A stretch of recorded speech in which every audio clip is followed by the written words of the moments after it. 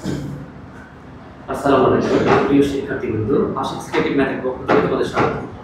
আজকে আমরা পঞ্চম শ্রেণীর শতকরার অধ্যায়টি নিয়ে বেসিক থেকে শেষ পর্যন্ত আলোচনা করব। আশা করি ক্লাসটি তোমরা যদি পুরোপুরি না টেনে দেখো, এই অধ্যায় থেকে যে ধরনের অঙ্কই আসা না কেন তোমাদের কোনো সমস্যা হবে না। তো এখানে শতকরা কি বা কাকে বলে এটা একটু জানতে হবে। শতকরার ক্ষেত্রে চারটা জিনিস আরো গুরুত্বপূর্ণ: আসল, মুনাফা, মুনাফার হার, সময়। এই জিনিসগুলো যদি আমরা ভালোভাবে জানতে পারি বা ভালোভাবে আয়ত্তে নিয়ে আসতে পারি, তাহলে আমাদের শতকরা অধ্যায়টি নিয়ে আর কোনো সমস্যা থাকার কথা নয় বা থাকবে না। তাহলে শতকরা এখানে দেওয়া আছে পঞ্চম শ্রেণী নবম অধ্যায়। আমরা অনশর্ট ক্লাসটি নিব। অনশর্ট ক্লাসে নতুন বই থেকে শুরু করে পুরাতন বইয়ের সবগুলো অঙ্ক নিয়ে আজকে আমরা আলোচনা করব, ঠিক আছে? এবং সবগুলো অঙ্ক তোমরা যদি ঠিকঠাক মতো করো, পরীক্ষায় এমন কোনো অঙ্ক নেই যেটা আজকে তোমরা পারবে না। শতকরা কি বা কাকে বলে জানবো, এবং শতকরা করতে হলে শতকরার সাথে রিলেটেড যে জিনিসগুলো সেগুলো আমাদের একটু জানতে হবে। তো শতকরা কি বা কাকে বলে আমরা বলতে পারি যে শতকরা একটি ভগ্নাংশ যার হর শতকরা 100। শতকরা কি? শতকরা একটি ভগ্নাংশ। শতকরা এক ধরনের ভগ্নাংশ, তো এইটা অবশ্যই ভগ্নাংশ হবে যদি এর হর 100 হয়। তাহলে এই শতকরার ক্ষেত্রে আরো কিছু জিনিস আছে, যেমন দেখো শতকরাতে বলা আছে শতকরা হলো এমন একটি অনুপাত যা 100 এর ভগ্নাংশকে প্রকাশ করা হয়। আমরা যেটা বললাম যে শতকরা এমন একটি ভগ্নাংশ যার হর সর্বদা 100। এইটা শতকরার লাগবে আর কি। তারপরে যেটা বলা আছে বিনিয়োগকৃত টাকাকে বলা হয় আসল। আমরা এখান থেকেই শুরু করব। মূলত শতকরার ক্ষেত্রে চারটা জিনিস আমাদের অবশ্যই জানতে হবে। একটা হচ্ছে আসল, মুনাফা এবং মুনাফার হার ও সময়। এই জিনিসগুলো যদি জানো তাহলে এই অধ্যায়টা নিয়ে আর কোনো সমস্যা থাকার কথা না। আমি একটু লিখে রাখবো। আসল, মুনাফা, মুনাফার হার,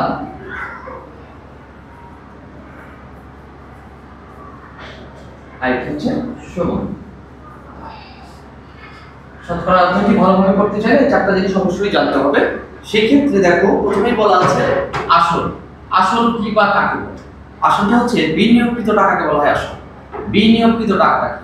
আমরা ধরো ব্যাংকে 2 বছরের জন্য 2000 টাকা রাখলাম, 1 বছরের জন্য রাখলাম, 5 বছরের জন্য রাখলাম। প্রথমে যেটা রাখলাম ব্যাংকে সেটা কিন্তু আমাদের আসল টাকা, এটাকে বিনিয়োগকৃত টাকা বলা হয়। অথবা আমরা কোনো বিজনেস করবো, ব্যবসা করবো, এখানে যদি আমি ঘড়ির দোকান দিই তাহলে আমার শুধু কিন্তু ঘড়ি কিনে নিয়ে আসতে হয়। কি দিয়ে? আমাদের আসল টাকা দিয়ে প্রথমে বিনিয়োগ করতে হয়। এই বিনিয়োগকৃত টাকাটা হচ্ছে আসল। আমরা যদি কাপড়ের দোকান দিই তাহলে কাপড় কিনে নিয়ে আসতে হয়, প্রথমে টাকা দিয়ে নিয়ে আসতে হয়। আমি যেটা দিয়ে নিয়ে আসছি সেটা আমার বিনিয়োগকৃত টাকা, মানে আমার আসল টাকা। আর এই বিনিয়োগকৃত টাকাকে বলা হচ্ছে আসল। এই বিনিয়োগকৃত টাকার উপরে যে অতিরিক্ত টাকা পাওয়া যায়, বিনিয়োগকৃত টাকার উপর অতিরিক্ত টাকাটা হচ্ছে মুনাফা। ধরো আমি 10,000 টাকা ইনভেস্ট করলাম, 10,000 টাকা বিনিয়োগ করলাম। এই 10,000 টাকার জন্য আমি যদি 500 টাকা লাভ পাই, এই 500 টাকা হচ্ছে মুনাফা। বিনিয়োগকৃত টাকার উপরে যে অতিরিক্ত 500 টাকা পাচ্ছি এটাকে বলবো মুনাফা। তারপরে আছে মুনাফার হার। মুনাফার হারটা কি? 100 টাকা। 100 টাকার জন্য যদি হিসাব করা হয়, 100 টাকার জন্য 1 বছরে যে মুনাফা পাওয়া যায় সেটাকে বলা হয় মুনাফার হার। আর সময়টা হচ্ছে কত বছরের জন্য তোমরা বিনিয়োগ করছো, কত বছরের জন্য ঋণ নিচ্ছ, এটা হলো সময়। 5 বছর, 10 বছর, এটা আমরা সময় বলি।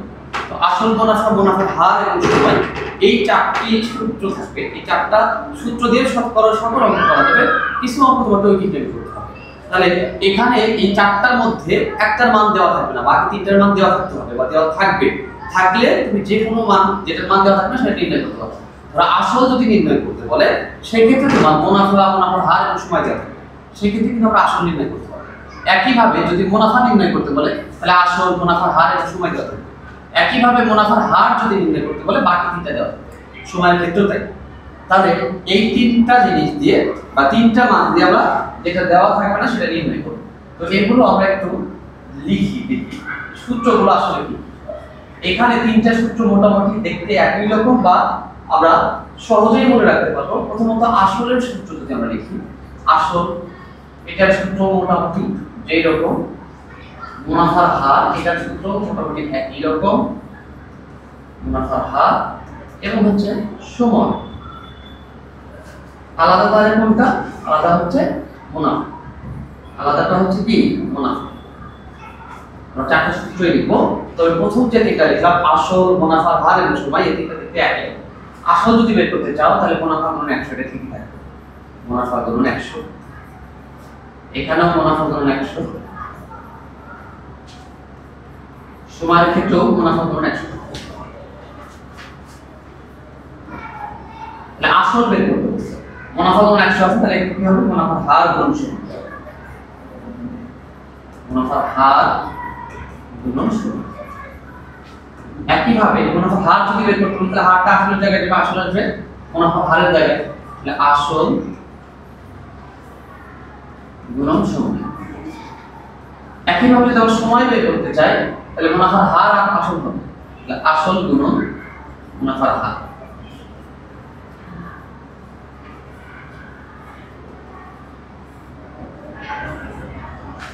সময়টা তাহলে বের হয়ে যাবে। আর মুনাফাটা টোটালি আলাদা, সেই ক্ষেত্রে কি হবে? আসল গুণ মুনাফার হার গুণন সময়। বার্ষিক মুনাফা বলে সময় না লিখলেও চলবে, আর নিচে হবে 100। দেখো আমরা চারটা সূত্র লিখছি, এই চারটা সূত্র দিয়ে এই বই মানে এই অধ্যায়টাতে অনেকগুলো অঙ্ক করা যাবে।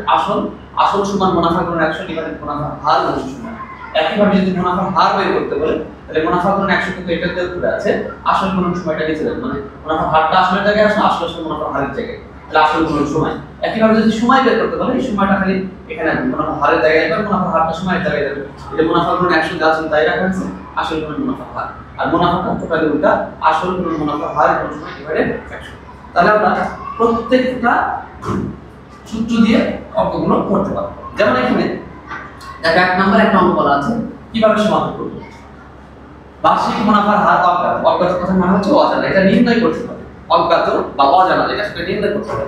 তার মানে কি? এখানে বলা আছে বার্ষিক মুনাফার হার, মানে এক বছরের মুনাফার হারটা কত এটা বের করতে হবে। তো আমরা এখানে দেখতে পাচ্ছি শহরের একটি ব্যাংক থেকে 800 টাকা ঋণ, যেটা ব্যাংক থেকে দিল, এটা 800 টাকা আসল টাকা নিয়ে 1 বছর পর, সময়টা 1 বছর পর 856 টাকা ফেরত দিল। মুনাফার হার কত ছিল? তাহলে আমরা যখন ব্যাংক থেকে একটু লোন নিব, এটা যদি ফেরত দিতে চাই, তাহলে ব্যাংক কিন্তু লাভ সহকারে নিবে। তার মানে ফেরত দিলে আসল মুনাফা দুইটাই দিতে হবে, তাহলে কেবলমাত্র পরিশোধ হবে, তাছাড়া কিন্তু পরিশোধ হবে না। তো এইরকম ব্যাংক থেকে 800 টাকা নেওয়ার পরে 1 বছর পরে 856 টাকা যখন ফেরত দিল, তখন এখানে আসল সহ মুনাফা সহকারে ফেরত দিতে হয়েছে। তার মানে 856 টাকার মধ্যে মুনাফা আছে। তাহলে আমরা বলছিলাম তিনটা জিনিসের মান যদি দেওয়া থাকে, তাহলে যেটা নির্ণয় করতে হবে সহজেই বের করতে হবে। তাহলে এখানে বের করতে বলছে কি? মুনাফার হার। তাহলে মুনাফার হারটা আমরা বের করব। বাকি তিনটা জিনিস দেওয়া আছে, যেমন 800 টাকা ঋণ দিছে, 800 টাকা লোন দিছে, 800 টাকাটা হচ্ছে এখানে আসল, সময়টা 1 বছর, 856 এর মধ্যে মুনাফা আছে। তাহলে তিনটা জিনিসের মান বের করতে হবে। তাহলে তিনটা জিনিস আছে, আসল আছে, সময় আছে, মুনাফা আছে। তাহলে মুনাফার হার আমরা সহজেই বের করতে পারবো। তাহলে এটা একটু চেষ্টা করে দেখি পারি কিনা। যেগুলো দেওয়া আছে এগুলো একটু লিখে নাও। দেওয়া আছে যেটা সেটা আমরা একটু লিখে নিই, শর্ট করে নেই যেহেতু জায়গা কম।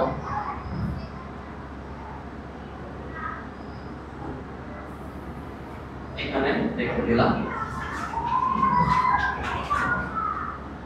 তাহলে দেখো 1 নাম্বার অঙ্ক যেটা দেওয়া আছে, ওটাই দেওয়া আছে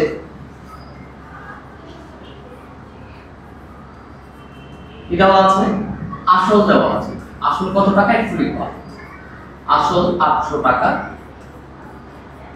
বার্ষিক বলা আছে মানে 1 বছর, সময়টা তারপর লিখে দিলাম, সময় 1 বছর, সময় 1 বছর। এরপরে যেটা আছে সেটা এই যে 856 টাকা, এটা মুনাফা আছে, তাহলে মুনাফাটা বের করে নেব। মুনাফা এবং আসল মিলে 856, তাহলে মুনাফা আসল থেকে যদি আমরা আসলটা বাদ দিই, আসলটা বাদ দিলে যেটা বের হবে সেটা বের হবে কি? মুনাফা। মুনাফাটা বের করে দিলাম,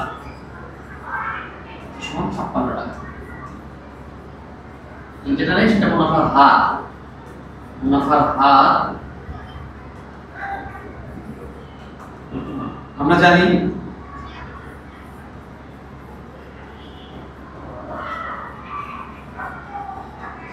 মুনাফার হার ইকুয়াল মুনাফা গুণ 100 ডিভাইডেড আসল গুণন সময়। এখানে মুনাফাটা কত টাকা? মুনাফা ছিল 56 টাকা, গুণ 100, আসল কত? 800 টাকা, সময় 1 বছর, 5756 আর 7 টাকা, 7 টাকা। এটা হচ্ছে মুনাফার হার। মুনাফার হার 7 টাকা। এটাকে অবশ্যই আমরা যদি এইভাবে লিখি, পার্সেন্টেজ দিয়ে লিখতে হবে। মুনাফার হারকে এই শতকরায় প্রকাশ করতে হয়, মানে 100 টাকার জন্য 7 টাকা মুনাফা দিতে হয়। তাহলে দেখো 1 নম্বর অঙ্কে কি ছিল? ব্যাংক থেকে দিয়ে দিয়েছিল 800 টাকা, পরিশোধ করছে 856 টাকা, এখানে সময়টা ছিল 1 বছর, সেগুলো জাস্ট লিখে আমাদের যেটা নির্ণয় করতে হবে তার সূত্র বসায় দিয়ে এখানে মানগুলো বসালে মানটা চলে আসে।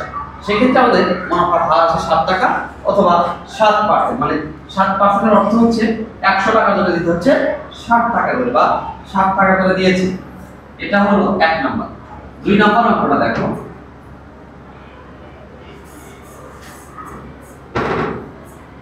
দেওয়া আছে এটা পিছাইলাম না।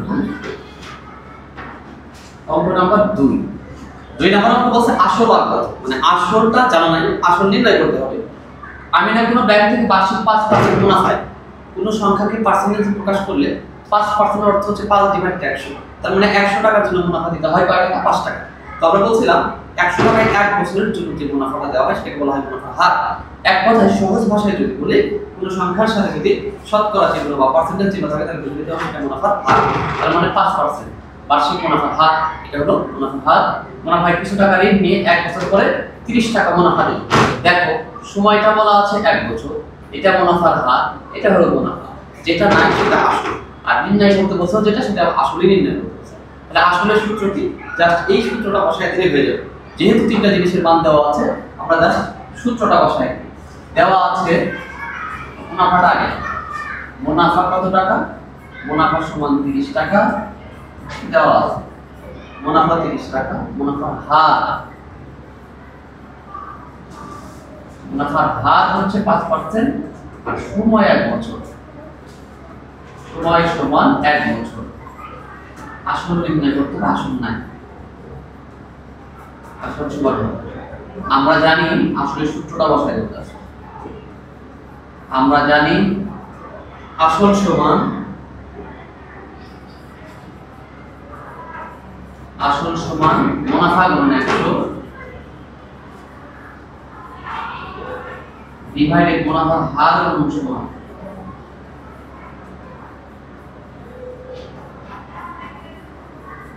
মুনাফাটা কত টাকা? মুনাফা 30 টাকা গুণ 100। এখানে মুনাফার হার বসানোর সময় এখানে শুধু সংখ্যাটা বসাবো, পার্সেন্টেজ চিহ্ন দেব, সময় 1 বছর। এটা ভাগ করলে 6 বার যায়, 5 6 30, 6 আর 100 গুণ করলে হয় 600 টাকা। 1 দ্বারা ভাগ করলে 600 হয়। অতএব এই অঙ্কটাতে আসল ছিল হচ্ছে 600 টাকা। আসল কত টাকা? 600 টাকা। দেখো আশা করি বুঝতে পারছো। এখানে জাস্ট মুনাফাটা, মুনাফার হার সময় দিয়ে আমরা আসলেটাকে মানটা বসায় দিলে আমাদের আসলটা বের হয়ে আসে, এবং এখানে আসল ছিল 600 টাকা। যদি এটা বুঝতে পারো আমরা পরবর্তী অঙ্ক বুঝতে, আশা করি বুঝতে পারছো। দেখো সেম অঙ্ক 1 নাম্বার বলা আছে ব্যাংক থেকে বার্ষিক 8% মুনাফায় কিছু টাকা রেখে 1 বছর পর 600 টাকা মুনাফা দেওয়া হলো। আসল কত ছিল? সেম অঙ্ক, একদম সেম।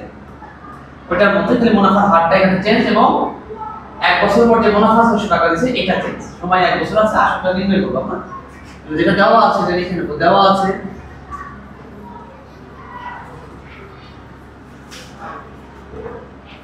মুনাফা সমান 600 টাকা, এটা দেওয়া আছে। মুনাফার হার সমান সমান 8% আর হচ্ছে সময় 1 বছর।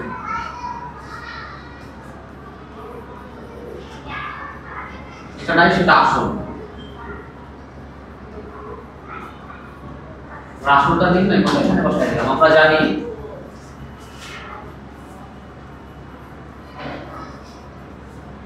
আসল সমান মুনাফা গুণ 100 ডিভাইডেড মুনাফার হার গুণ সময়।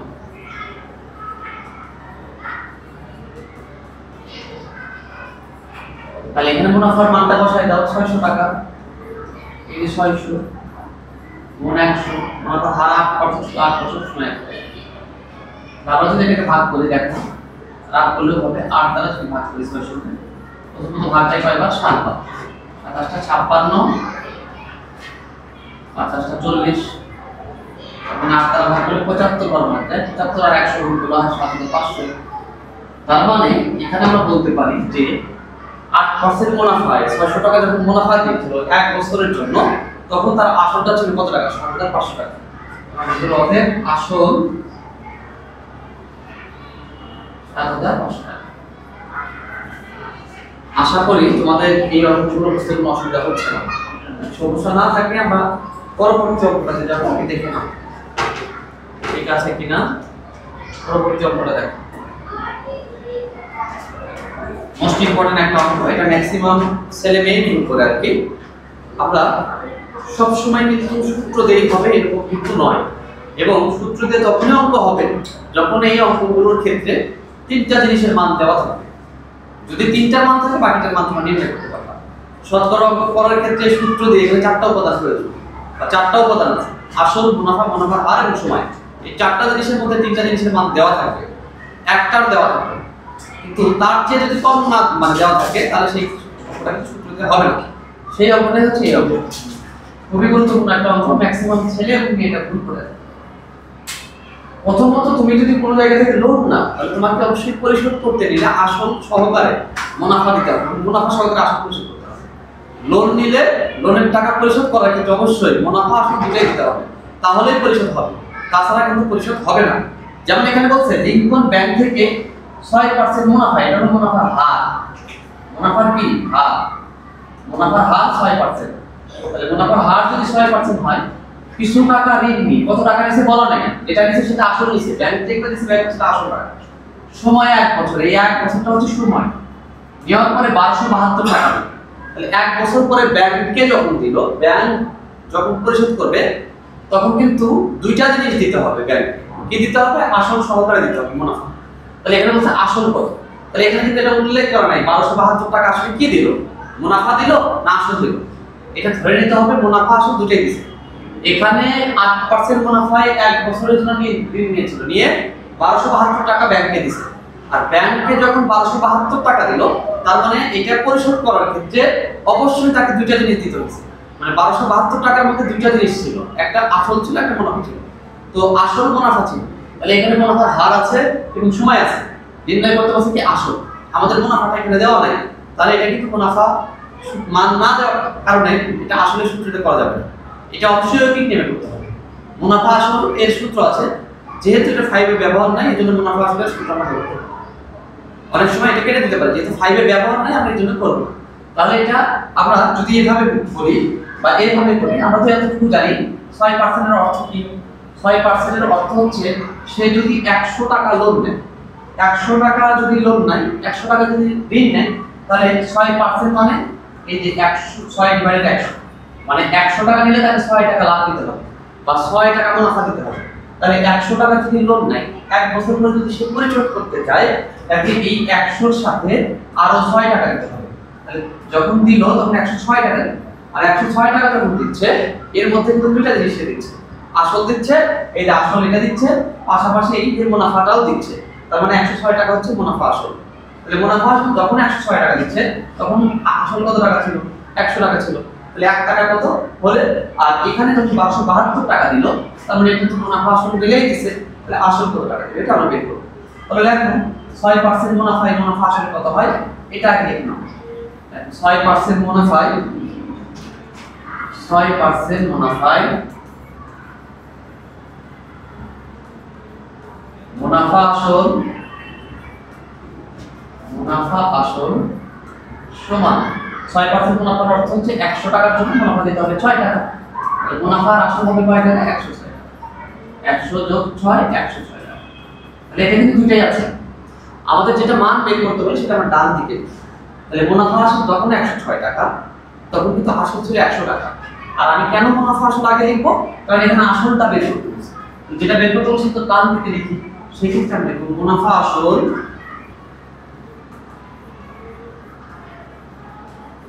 106 টাকা হলে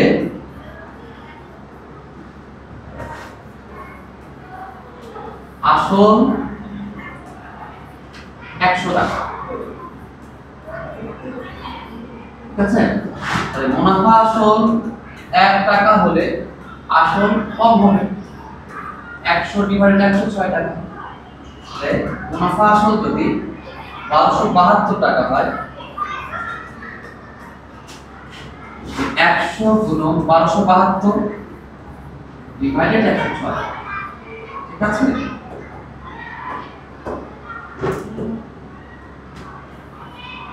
আমরা ভাগ করে ভাগ করব, 106 দ্বারা ভাগ করব, 1272। দেখো ভাজকে বাম দিক, ভাজকের সংখ্যা 3টা, আমরা হিসাব করি বাম দিক থেকে।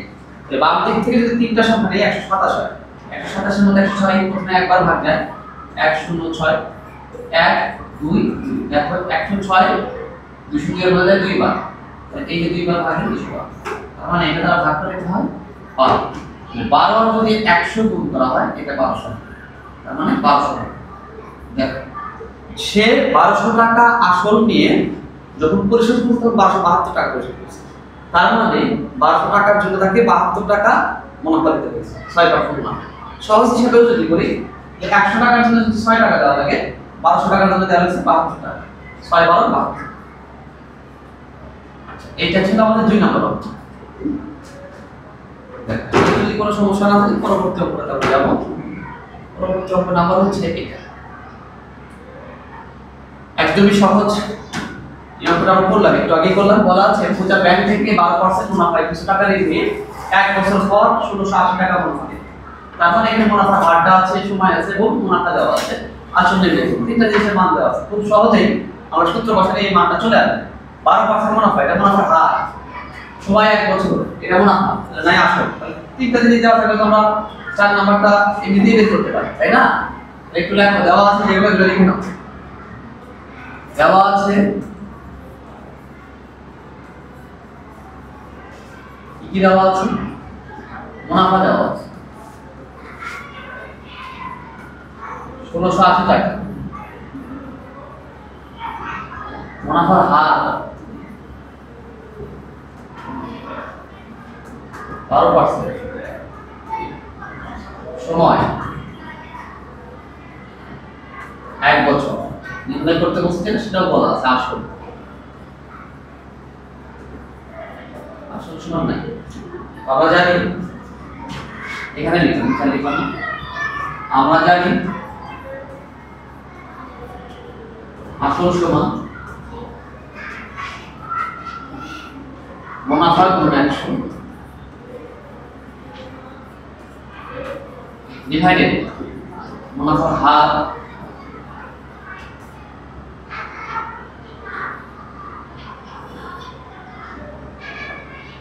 মুনাফার হার গুণ সময়। মুনাফা কত টাকা? 1680 টাকা গুণ 100, মুনাফার হারটা 12%, এটা শুধু বসাই দেব 12%, কিন্তু 12 এর সময় 1। তাহলে দেখো 1200 এর মধ্যে ভাগে 1 12 কে 12, তাহলে 4 আর 4 12 48 আর 0, তার মানে 140। আর আমরা যদি 100 গুণ করি তাহলে 14,000 হয়। তাহলে এই অঙ্কটা 12% যখন মুনাফা দিল 1680 টাকা দিল 1 বছরে, তার আসলটা ছিল কত টাকা? 14,000 টাকা। তাহলে আমরা বলতে পারি সে আসল 14,000 টাকা নেওয়ার জন্য বা লোন নিয়েছিল 14,000 টাকা, যার জন্য তাকে 12% মুনাফায় 1680 টাকা মুনাফা দিতে হয়েছে। ঠিক আছে কি? অঙ্কগুলো কিন্তু খুবই ইজি, যদি একটু মনোযোগ দিয়ে করো, মনোযোগের সহিত করো, তাহলে আমার মনে হয় না কোনো অঙ্কের সমস্যা হবে। পরবর্তী অঙ্কটা দেখো, 3 বছর, 1 বছরের জায়গায় 3 বছর 2000 টাকা রেখে দিয়েছে, এটা আসল টাকা। বার্ষিক মুনাফার হার 6%, তো 3 বছর পর তাকে কত টাকা মুনাফা দিতে হবে, মানে 3 বছরে 2000 টাকার জন্য কত টাকা মুনাফা আসবে এটা বের করতে হবে। তাহলে সময় দেওয়া আছে, আসল দেওয়া আছে, মুনাফার হার দেওয়া আছে, মুনাফা বের করা খুবই সহজ, একদমই সিম্পল। মানে জাস্ট মুনাফার সূত্র বসায় দিবা, মান চলে আসবে। তাহলে আমরা লিখি, একটু দেখি কি ছিল দেওয়া আছে। দেওয়া আছে আসল, আসল কত টাকা দেওয়া আছে? 2000 টাকা, 2000 টাকা, এটা আসল দেওয়া আছে। তারপরে হচ্ছে সময়, সময় কয় বছর? 3 বছর, সময় 3 বছর লিখলাম। মুনাফার হার দেওয়া আছে, মুনাফার হার কত পার্সেন্ট? 6%। তাহলে তিনটা জিনিস দেওয়া থাকলে তো আমরা সহজেই সূত্র বসাইতে পারি। আর যেটা নির্ণয় করতে হবে সেটা মুনাফা, যদি নাও দেওয়া থাকে তাও আমরা বুঝতে পারবো। 4টা জিনিসের মধ্যে যেটা না দেওয়া থাকে সেটা নির্ণয়, তাহলে মুনাফা আমরা জানি, মুনাফার সূত্রটা বসাই দেব। মুনাফা সমান আসল গুণন মুনাফার হার গুণন সময় ডিভাইডেড 100। আসলটা কত টাকা? 2000 টাকা। মুনাফার হার কত পার্সেন্ট ছিল? 6%। এখানে শুধু 6 লিখবো, সময় 3 বছর ডিভাইডেড 100। এটাকে ভাগ করে 20 পাওয়া যায়। 3 6 18, 18 দুগুণ 36, 36 আর এই একটা শূন্য। তার মানে সে 6% মুনাফায় 3 বছরের জন্য 2000 টাকায় সে 360 টাকা মুনাফা দিয়েছে। তাহলে আমরা বলতে পারি মুনাফা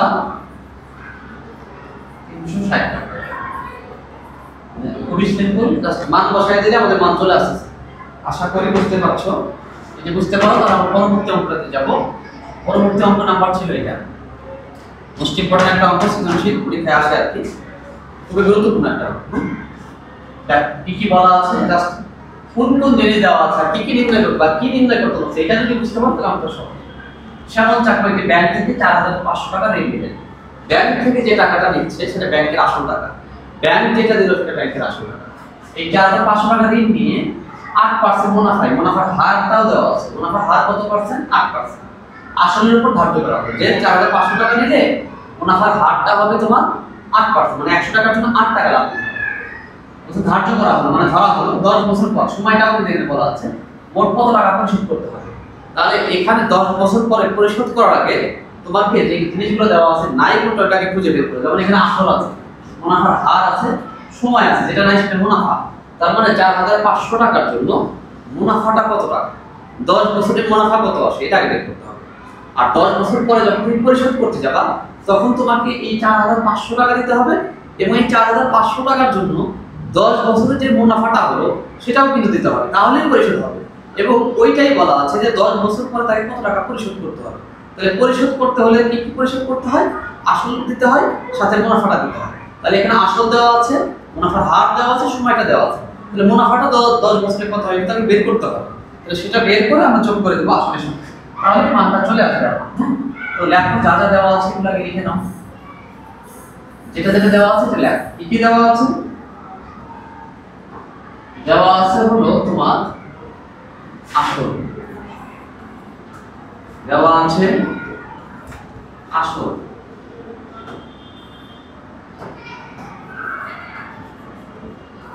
আসল দেওয়া আছে। যে আসলটা কত টাকা? 4500 টাকা। তারপর আসল, তারপর দেওয়া আছে মুনাফার হার কত পার্সেন্ট? 8%। তারপরে কি দেওয়া আছে? সময় কত বছর? 10 বছর, যেটা নাই সেটা মুনাফা। মুনাফা নাই, মুনাফাটা আমরা বের করে নিচ্ছি। আমরা বলতে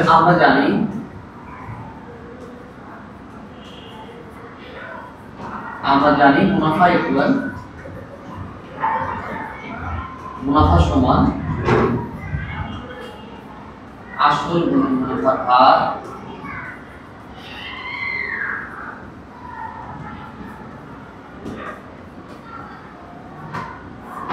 ডিভাইডেড 100।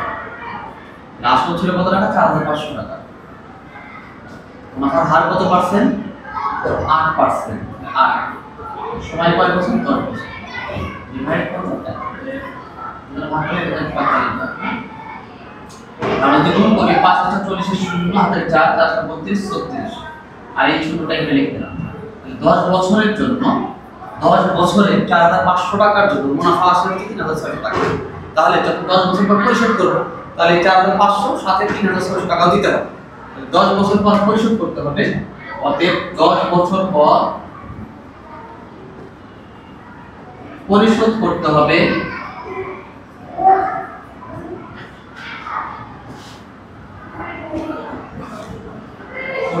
সমান 4500 যোগ 3600 টাকা। মোট পরিশোধ করতে হবে কত টাকা? 00 11 টাকা থেকে 1। তাহলে যখন সে 10 বছর পরে পরিশোধ করবে 4500 টাকার জন্য তাকে মুনাফা সহকারে পরিশোধ করতে হবে 8100 টাকা। এটা ছিল 1 নম্বরের জন্য। এক নম্বরে আছে 10 বছর পরে তাকে এত টাকা পরিশোধ করতে হবে। এরপরে যেটা আছে সেটা দেখো কত বছর পর মোট মুনাফার পরিমাণ এত, তাহলে কত বছর পর মানে বের করতে বলছে কি সেটা হলো সময়। এটা বের করব, মুনাফাটা এটা, মুনাফার হার 8% আসলে এটা খুবই সহজ, চেষ্টা করো। দেখ এটা মনে হয় হয়েছে, এটা হইলে আমার পরিমাণটা দেবো।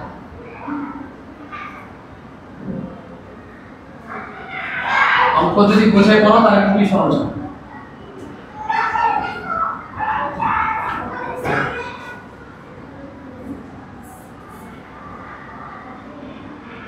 দুই নাম্বার দেওয়া আছে, কি দেওয়া আছে? আসল দেওয়া আছে 4,500 টাকা, মুনাফার হার দেওয়া আছে কত পার্সেন্ট? 8%। আর হচ্ছে মুনাফা, মুনাফা কত টাকা দেওয়া আছে? 2,520 টাকা দেওয়া আছে। তাহলে 90 মুনাফা, সরি সময়, সময় বের করতে হবে, সময় নাই, সময়টা আমরা বলতে পারি যে আমরা জানি সময় সূত্র,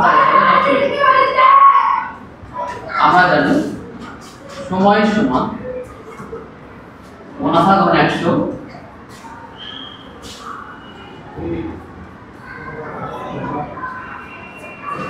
আসল গুণ মুনাফার হার গুণ সময়।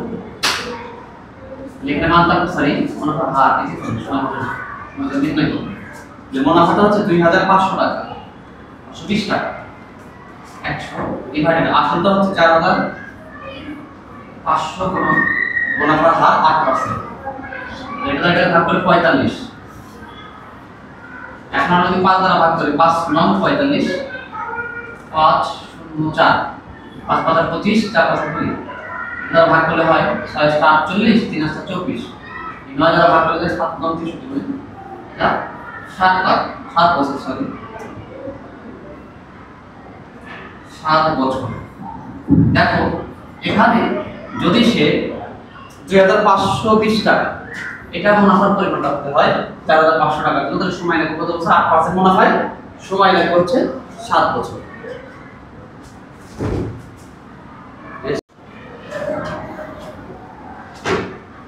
পরবর্তী অঙ্কটা দেখো, এখানে একে সমান করে দেওয়া আছে, এটা আমরা বললাম ক্রয় মূল্য থেকে বিক্রয় মূল্য বেশি হলে কি হয়? ক্রয় মূল্য থেকে যদি বিক্রয় মূল্য বেশি হয় তাহলে লাভ হবে, আবার বিক্রয় মূল্য থেকে যদি ক্রয় মূল্য বেশি হয় তাহলে ক্ষতি হবে। এখানে একটা মোস্ট ইম্পর্টেন্ট কোশ্চেন হচ্ছে যেটা ক্রয় মূল্য বা বিক্রয় মূল্য লাভ বা ক্ষতি কার উপর নির্ভর করে? এটা অবশ্যই আমরা ভুল করি, অনেকে বিক্রয় করি। এখানে লাভ বা ক্ষতি নির্ভর করে ক্রয় মূল্যের উপর। যদি আমরা কম দামে কিনে বেশি দামে বিক্রি করি তাহলে লাভ হবে, আবার বেশি দামে কিনে কম দামে যদি বিক্রি করি তাহলে ক্ষতি হবে। তাহলে এটা কিন্তু নির্ভর করছে কার উপরে? অবশ্যই ক্রয় মূল্যের উপর। লাভ বা ক্ষতি কিসের উপর নির্ভর করে? এটা যদি পরীক্ষাতে আসে তাহলে আমরা অবশ্যই বলবো ক্রয় মূল্যের উপরে নির্ভর করে। তো এটা একটু দেখে নিও, লাভের সূত্র আছে, লাভ সমান কি এটা দেখা যায়, সূত্রটা একটু লিখে দেই। লাভ সমান বিক্রয় মূল্য বিয়োগ ক্রয় মূল্য, এটা হচ্ছে লাভের সূত্র। একইভাবে যদি ক্ষতি বলা হয়, ক্ষতি অথবা লোকসান বলতে পারে, লোকসানটা ক্ষতি হতে, লোকসানের সূত্র কি? সেক্ষেত্রে হবে ক্রয় মূল্য মাইনাস বিক্রয় মূল্য। এটা মনে রাখো পরীক্ষায় আসে, অনেক সময় অঙ্ক করার ক্ষেত্রে লাগে। তাহলে লাভের সূত্র যেটা, এটা বিক্রয় মূল্য বিয়োগ ক্রয় মূল্য। একইভাবে ক্ষতি বা লোকসানের সূত্র হচ্ছে ক্রয় মূল্য মাইনাস বিক্রয়। তারপরে দেখো যেটা আছে, একটি পণ্য 50 টাকায় ক্রয় করে 56 টাকায় বিক্রি করা হলো, বলে লাভ কত পার্সেন্ট হবে? শতকরা লাভটা কত টাকা হবে? মানে আমরা খুব সহজভাবে বুঝতে পারছি, একটা কলম ক্রয় করছে 50 টাকায়, বিক্রি করছে 56 টাকায়, তাহলে 50 টাকা দিয়ে কিনে 56 টাকায় যদি বিক্রি করে লাভ হবে না ক্ষতি হবে এটা আমরা অলরেডি বুঝে গেছি। 50 টাকার জিনিস যদি 56 টাকায় বিক্রি করে তো অবশ্যই লাভ হবে। আর লাভ সমান আমরা একটু আগে সূত্র লিখছিলাম, লাভের সূত্রটা কি? লাভ সমান বিক্রয় মূল্য বিয়োগ ক্রয় মূল্য।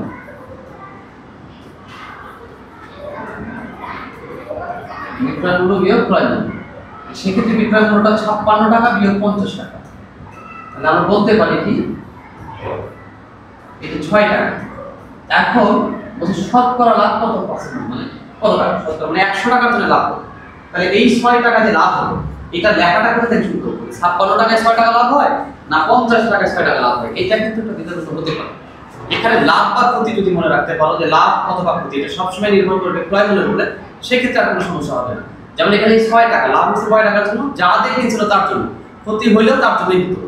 তাহলে 6 টাকা ছিল বা লাভটা যেটা হয়েছে এটা 50 টাকার জন্য হয়েছে। তাহলে এখানে 56 না 50 সেটা না দ্বিধা দ্বন্দ্ব করার কোনো দরকার নেই।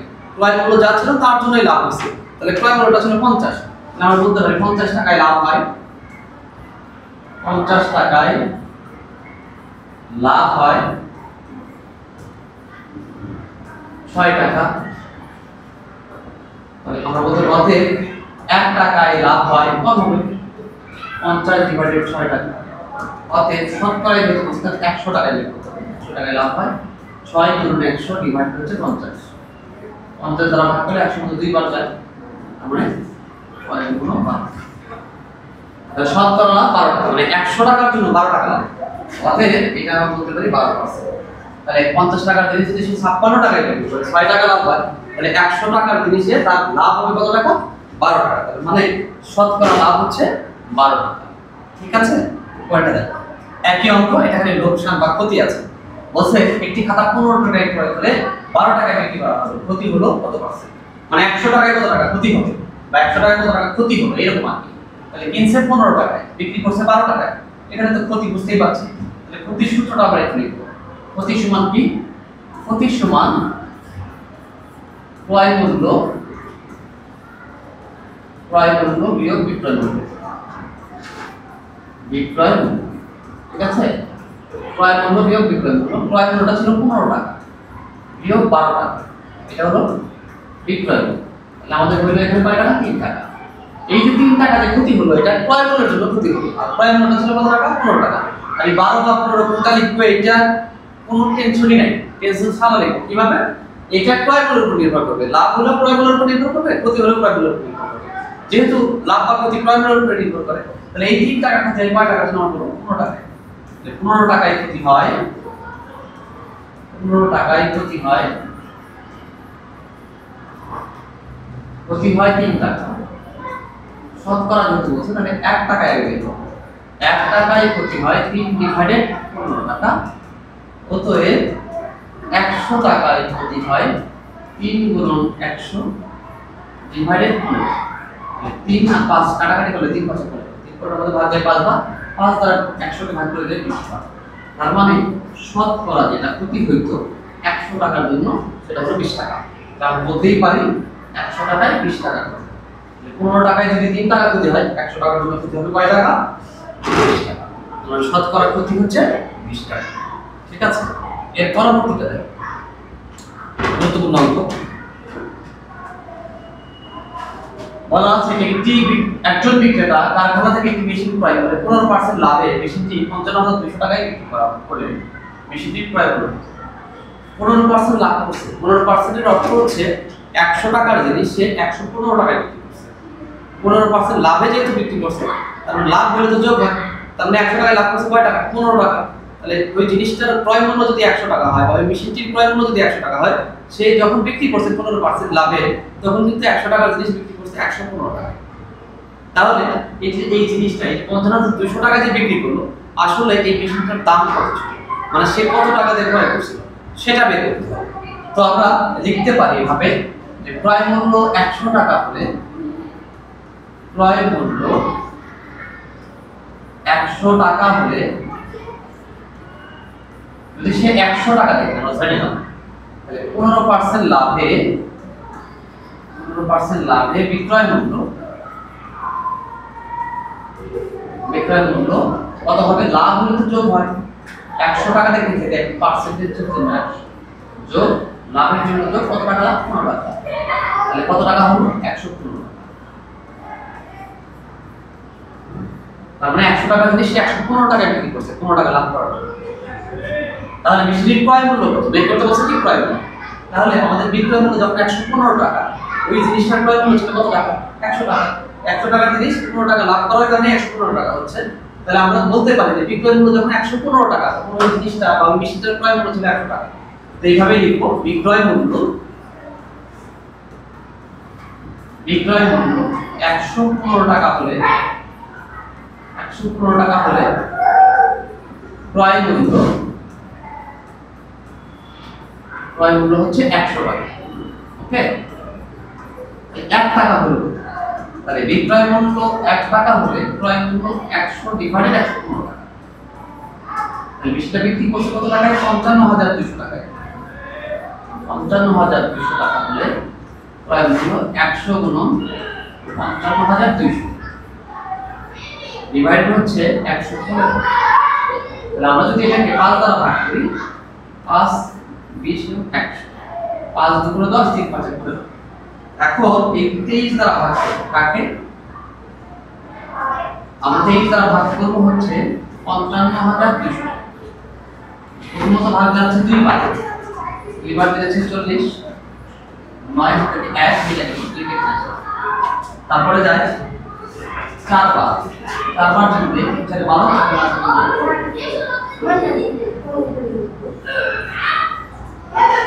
এখানে ভাগ যাচ্ছে হচ্ছে 2400।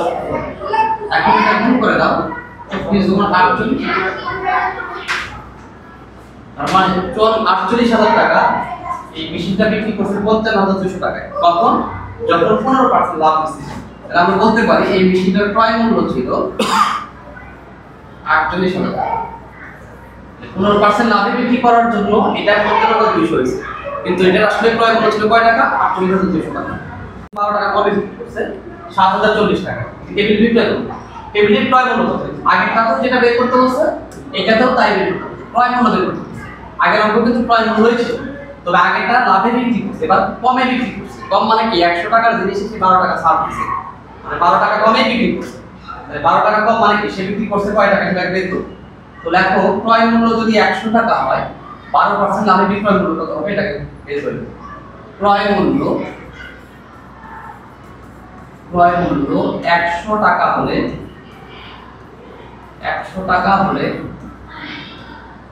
12% কমে বিক্রয় মূল্য কমে দিছে যেহেতু, তাহলে কম মানে তো বিয়োগ, তাহলে 100 বিয়োগ 5 এত টাকা, তার মানে হচ্ছে 88 টাকা। 88 টাকা। তাহলে বিক্রয় মূল্য 12% কমে হওয়ার জন্য 88 টাকা হলো। 100 টাকা দিচ্ছে 88 টাকায় বিক্রি করলো, কিন্তু কিনাটা ছিল কত টাকায়? বা ক্রয় মূল্যটা ছিল কত টাকায়? 100 টাকা। তো ক্রয় মূল্য যেহেতু বের করতে বলছে, বিক্রয় মূল্যটা আগে লিখব। তাহলে আমরা বলতে পারি বিক্রয় মূল্য 88 টাকা হলে ক্রয় মূল্য 100 টাকা। ক্রয় মূল্য কত? 100 টাকা। তাহলে বিক্রয় মূল্য যদি 1 টাকা হয়, ক্রয় মূল্য 100 ডিভাইডেড 88 টাকা। একই ভাবে এখানে বিক্রি করছে কত টাকায়? 7040 টাকা। ক্রয় মূল্য 100 গুণন 7040, 88 তারা ভাগ করবে এটাকে। প্রথমত যায় 8 8 64, আর থেকে 6 8 64 আর 6 70, তার মানে 88 এই 400 704 এর মধ্যে 8 বার, আর এই শূন্যটা এখানে। এটার আসলে দাম ছিল কিন্তু 8000 টাকা। 8000 টাকার জিনিস সে 12% কমে বিক্রি করছে 7040 টাকায়। 12% কম হওয়ার কারণে এই 8000 টাকার জিনিস এই দামে বিক্রি করছে। ঠিক আছে, সে লস দিয়ে বিক্রি করছে, কিন্তু আসলে দাম ছিল কত টাকা? বা ক্রয় মূল্যটা ছিল কত টাকা? ক্রয় মূল্যটা ছিল হচ্ছে 8000 টাকা। ক্রয় মূল্য 8000। প্রত্যেকটা অঙ্ক খুবই সহজ, যদি একটু মনোযোগ দিয়ে করো তাহলে তোমাদের সমস্যা হওয়ার কথা না। তবে অবশ্যই মনোযোগ দিয়ে করতে হবে। এর পরবর্তী যেটা আছে সেটা একটু দেখো। এটা তোমাদের 99 পৃষ্ঠা হবে প্রথম বইয়ে। আমরা অঙ্কগুলো বসে করব এবং এক মার্কের জন্য আসলে শুধু এটার উত্তর লিখব। বলছে 12 জন লোক 20 জন লোকের শতকরা কত পার্সেন্ট? এটা যদি শর্ট করে করো খুবই সহজ। 20 জন 20 এর 12 বলছে শতকরা কত পার্সেন্ট? এটা 100 এর পার্সেন্টেজ দিয়ে দিচ্ছি, অথবা 20 ভাগে 12 ভাগ। এখানেও যদি তুমি 100 দ্বারা গুণ করো, যেহেতু শতকরা এখানে 100 দ্বারা গুণ করতে হবে, এটা তো আমরা পার্সেন্টেজের জন্য রেখে দেব। সেক্ষেত্রে যদি আমরা এটা দ্বারা এটাকে ভাগ করি 5 বার যায়, এটা কত হয়? 60 ডিভাইডেড 100, তার মানে হচ্ছে 60 এটা পাবো। কারণ শতকরা মানে একটু ভগ্নাংশ যারা ভাগ শব্দ আছে, তো শতকরা কত পার্সেন্ট? তার মানে 60%। অ্যানসার হয়ে গেল। এরপরে 2 নাম্বারটা যেটা আছে দেখো একটু খেয়াল করো। 2 নম্বরে বলা আছে 300 টাকা। 300 টাকা এর দুগুণের কাজ করে 150% হলো 1.5 টাকা। তাহলে 300 এর 150% মানে 150 ডিভাইডেড 100 পার্সেন্ট মানে হরে একটা 100 আসবে। তাহলে তখনই 150% যখন হরে একটা দিবে তাহলে এটা তুমি ভাগ করো 3 বার যায় 3 আর এটা গুণ করলে 450। তাহলে এটা 450 টাকা। 300 টাকা 150% কত 450। ঠিক আছে। তারপরে গ নাম্বারটা যেটা তোমাদের ভুল হয় এটা একটু ইম্পর্টেন্ট আর কি, একটু মনোযোগ করবে, আমি বলে দিচ্ছি। তারটা চেঞ্জ করি, বলছে ড্যাশ গ্রামে, আমরা ধরে নিলাম ক গ্রামে 56% 42। তাহলে ক এর কত পার্সেন্ট 56% সমান কত 42। বলছে ড্যাশ গ্রামের 56% হলো 42 গ্রাম। কত গ্রামের 56% 42 গ্রাম এটা বের করতে হবে। তাহলে ক এর 56% তাহলে আমরা বলতে পারি ক এর তো গুণের কাজ করে 56% মানে 56 ডিভাইডেড 100 সমান 42। তাহলে আমরা যদি এটা গুণ করি ক এর কাছে গুণ করলে মানে একটা 1 আছে, যে ক গুণ হবে এই 56 সাথে। তাহলে 56 আর ক যদি গুণ করা হয় 56 ক ডিভাইডেড হচ্ছে 100 সমান 42। 42 কিন্তু একটা ভগ্নাংশ, কিন্তু ভগ্নাংশ অপ্রকৃত ভগ্নাংশ। আমরা জানি 1 এর সমান বা 1 এর চেয়ে বড় ভগ্নাংশকে অপ্রকৃত ভগ্নাংশ বলা হয়। তাহলে আমরা যদি এটা আর আগে গুণ করি তাহলে এখান থেকে এখানে গুণ হবে 100 সাথে গুণ হবে। তাহলে এটা সেক্ষেত্রে কিন্তু লিখতে পারি 56 ক মানে 1 এর সাথে গুণ করলে গুণফল এটাই হবে, এজন্য আর লিখলাম। আর এটা হবে 42 গুণন 100। যদি কোনো অক্ষর প্রতীক আর সংখ্যা প্রতীক একসাথে থাকে এবং তাদের মাঝখানে যদি কোনো প্রক্রিয়া চিহ্ন না থাকে তাহলে বুঝে নিতে হবে এটা গুণাকার আছে। তাহলে গুণাকারে ভাগ করলে কি হয় ভাগ। তাহলে ক যদি লিখি বাকিটা গুণ অবস্থায় ভাগ করলে ভাগ হয়ে যাচ্ছে 42 গুণন 100 ডিভাইডেড 56। এখন যদি কাটাকাটি করি 7 দ্বারা ভাগ করলে যায় 8 দ্বারা ভাগ করি 27টা 56 বা 7 দ্বারা ভাগ করি 7 দ্বারা 27টা 56 7টা 42। 8 দ্বারা যদি এটাকে আচ্ছা 8 4 এটাকে ভাগ করলে 3, 4 দ্বারা এটাকে ভাগ করলে 25। তাহলে 3 25 75। অতএব ক এর মানটা কত 75। তাহলে 75 গ্রামে 56% হচ্ছে 42 গ্রাম। 75 গ্রাম কত গ্রামে 75 গ্রাম। 75 গ্রামে 56% 42 গ্রাম। দেখো খুবই সহজভাবে বোঝানো হচ্ছে, বোঝার কথা। যদি বোঝো পরের অঙ্কটা দেখো, একদমই সহজ একটা অঙ্ক বলা আছে রবিবার কোন স্কুলে 80 জন শিক্ষার্থীর 30% অনুপস্থিত। টোটাল শিক্ষার্থী কত 80 জন, শতকরা হিসাবে 30% অনুপস্থিত মানে 100 জন অনুপস্থিত 30 জন। তাহলে টোটাল অনুপস্থিত কত জন? বলছে ওই যে উপস্থিত শিক্ষার্থীর সংখ্যা কত। আমরা বলতে পারি অনুপস্থিত শিক্ষার্থীর সংখ্যা, অনুপস্থিত শিক্ষার্থী কি বলছে 30% অনুপস্থিত। কত জনের 30%? এই যে 80 জন শিক্ষার্থী এর আছে 80 জনের 30%, 80 এর 30%, 30% মানে 30 ডিভাইডেড 100 জন 100 এই শূন্য কাটা 3 আসলে 24 জন। তাহলে অনুপস্থিত কতজন 80 জনের মধ্যে রবিবারে অনুপস্থিত ছিল 24 জন। তাহলে অনুপস্থিত যদি 24 হয় উপস্থিত কত? তাহলে উপস্থিত শিক্ষার্থী সমান 80 বিয়োগ 24 জন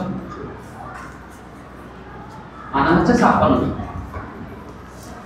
মানে রবিবারের দিন শিক্ষার্থী উপস্থিত ছিল কত 56 জন। আমরা এটাকে ওইটি নিয়ম করতে পারি, অথবা 30% এর অর্থ আমরা জানি কি জানি 100 জনের মধ্যে কোন উপস্থিত এটা বলতে পারি অনুপস্থিত কত 100 জনের মধ্যে অনুপস্থিত হচ্ছে 30 জন। তাহলে বলতে পারি একজনের মধ্যে বা একজনের মধ্যে হবে অনুপস্থিত 30 ডিভাইডেড 100 জন। অতএব 80 জন ছিল টোটাল শিক্ষার্থী, একজনের মধ্যে অনুপস্থিত 30 গুণ 80 ডিভাইডেড 100 এই জন্য 24 জন। অনুপস্থিত 24 জন, উপস্থিত কত? উপস্থিত যদি বের করতে চাই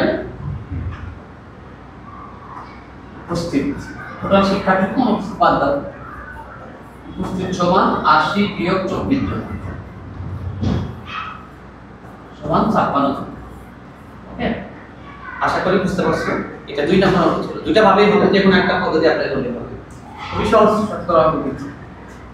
3 নাম্বার দেখো, হোসেনের মাসিক আয় 2500 টাকা এবং তার মধ্যে থেকে তিনি 1750 টাকা খাবার কিনে ব্যয় করেন। হোসেন এই ব্যক্তি মাসে আয় করে 2500 টাকা এবং এই টাকা থেকে সে খাবার কিনে ব্যয় করে হচ্ছে 1750 টাকা। একইভাবে শামীমের মাসিক আয় দেওয়া আছে 1800 টাকা, সে আবার খাবার কিনে ব্যয় করে 1440 টাকা। বুঝছো? তাহলে প্রত্যেকের আয়ের উপর খাবার কেনার ব্যয় শতকরা প্রকাশ করো। এই খাবার কেনায় আনুপাতিকভাবে অনুপাত যদি করা হয়, তুলনা যদি করা হয়, কে বেশি টাকা ব্যয় করে, এটা বের করবো। এটার উত্তর এখানে চলছে। হ্যাঁ, তো আমরা এখানে লিখতে পারি হোসেনের মাসিক আয় কত, এত টাকা, তার থেকে এত টাকা খাবার কেনা নেয়। আর শামীমের বলছে তাদের প্রত্যেকের খাবার কেনায় ব্যয় শতকরা প্রকাশ করবো। আমরা লিখতে পারি এখানে এইভাবে,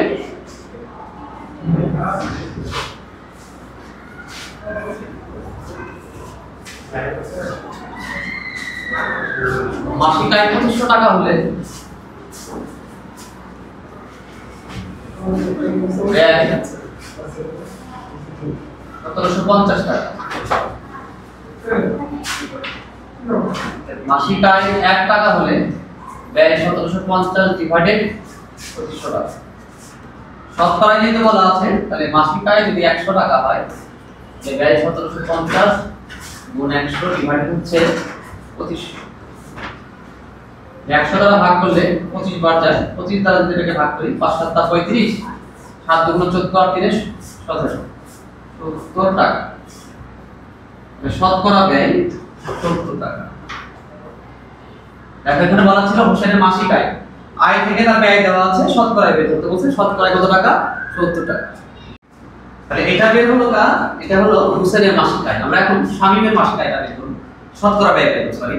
তাহলে শামীমের মাসিক আয় ছিল হচ্ছে 1800 টাকা, এবং তিনি খাবার কিনে ব্যয় করে টাকা। তাহলে শতকরা ব্যয় কত এটা বুঝতে দেখি পরে বৃষ্টি আছে। আচ্ছা, এটা এখানে করতে হবে। এটা একটু মিশাই দিলাম এক নম্বরে, প্রথমটা একটু মিশাই দিলাম।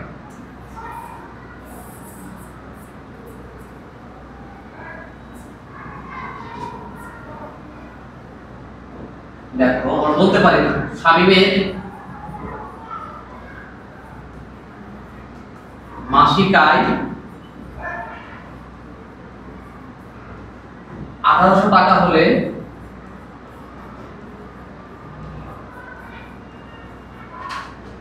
ব্যয় 1440 টাকা। অতএব শামীমের মাসিক আয় 1 টাকা হলে ব্যয় 1440 ডিভাইডেড হচ্ছে 1800 টাকা। অতএব শামীমের মাসিক আয় যদি শতকরাই হতো তাহলে 100 টাকা হলে ব্যয়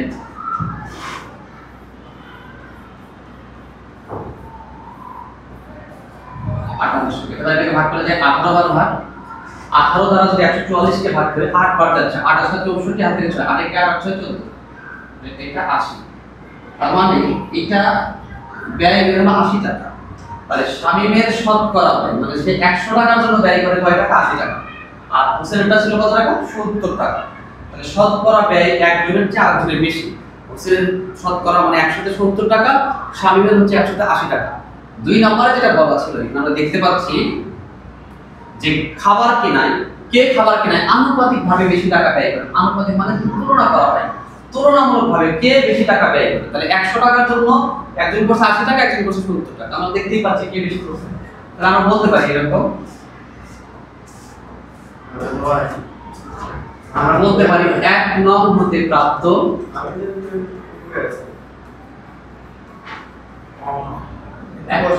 1 নং হতে প্রাপ্ত হোসেনের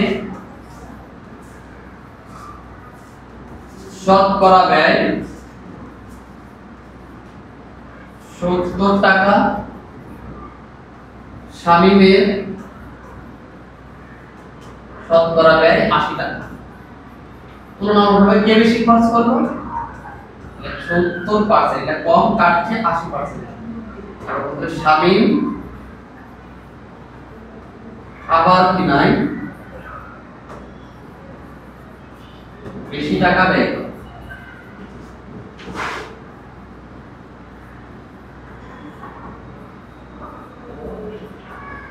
তাহলে এটা ছিল আমাদের 2 নম্বরের আছে। আশা করি 2 নম্বরটা বুঝতে পারছো। এরপরে যেটা আছে সেটা হলো 3 এ এটা আছে। এই অঙ্কটা আমরা করছি একটু আগে, তারপরে দিব না। সেম অঙ্ক আসল নির্ণয় করতে বলছে। তিনটা জিনিস দেওয়া আছে। মুনাফার হার বার্ষিক 15% মুনাফায়, মুনাফার হার 15%, কোনো ব্যাংক থেকে কিছু টাকা ঋণ নিয়ে 1 বছর পরে 1680 টাকা মুনাফা দেবে। তাহলে মুনাফাটা এখানে দেওয়া আছে 1680, মুনাফা 1680, সময় 1 বছর, মুনাফার হার দেওয়া আছে। আসল এটা আমরা বের করছিলাম, এই নিয়ম আমরা করছি, সেটা এটা বাদ।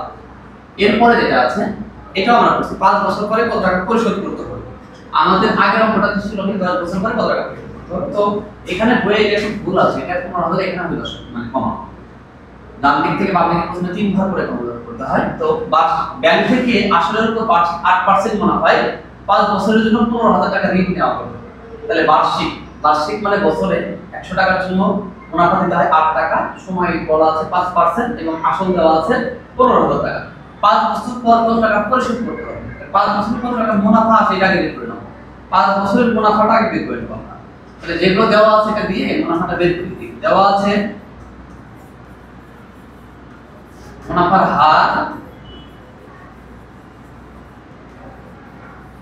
হার 8%, সময় হচ্ছে 5 বছর। এরপরে যেটা আছে সেটা হচ্ছে আসল কত টাকা? 15,000 টাকা। আসল 15,000 টাকা না, এটা হচ্ছে মুনাফা। আমরা জানি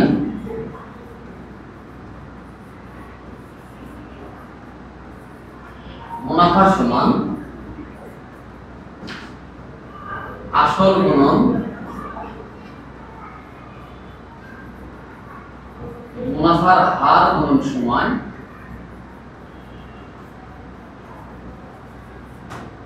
ডিভাইডেড 100। আসল কত টাকা? 15,000 টাকা। মুনাফার হার কত? 8%, মানে 8, সময় কত? 5 ডিভাইডেড 100। এটাকে ভাগ করলে 150 পাওয়া যায়। 540, তার মানে এটা হলো 540 4 গুণ 60, 6000 টাকা।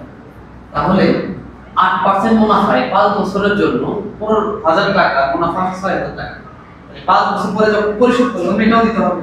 তাহলে আমরা বলতে পারি 5 বছর পর পরিশোধ করতে হবে। 5 বছর পর পরিশোধ করতে হবে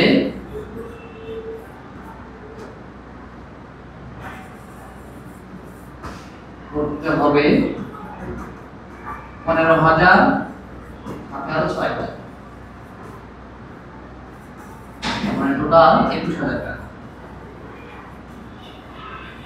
মানে সে যদি 8% মুনাফায় 5 বছরের জন্য 15,000 টাকা নেয়, তাকে 5 বছর পরে পরিশোধ করতে হবে 21,000 টাকা। 6 নম্বর অঙ্কটাতে আমরা দেখতে পাচ্ছি এখানে বলা আছে ব্যাংক থেকে 50,000 টাকা ঋণ নিয়ে 8 বছর পর মোট 98,000 টাকা পরিশোধ করা হলো।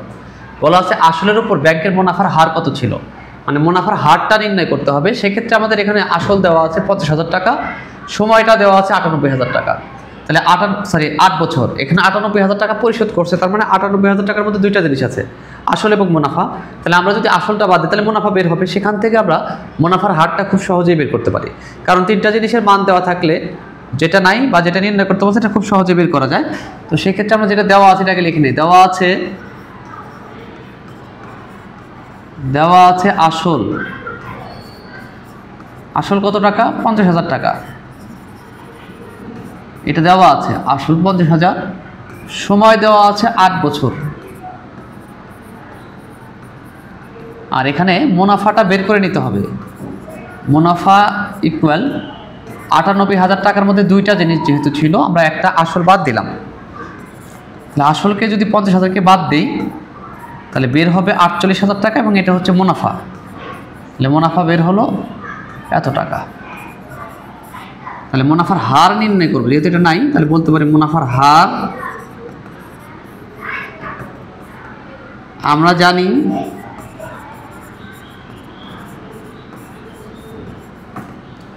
মুনাফার হার ইকুয়াল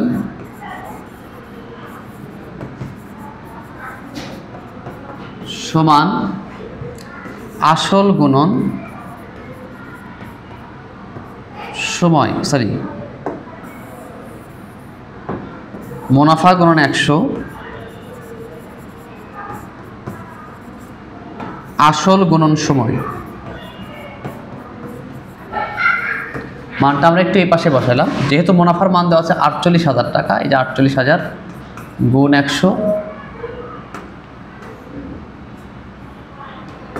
ডিভাইডেড আসল 50,000 সময় 8 বছর। এটা দ্বারা এটাকে ভাগ করলে প্রথমে যায় 500 বার, এই 2 শূন্য কেটে দিলাম। 8 দ্বারা যদি ভাগ করা হয় 6 48 আর একটা শূন্য, 5 দ্বারা এটাকে ভাগ করা হয় 5 12 60, তার মানে মুনাফার হারটা হচ্ছে 12 টাকা। অতএব আমরা বলতে পারি মুনাফার হার 12%।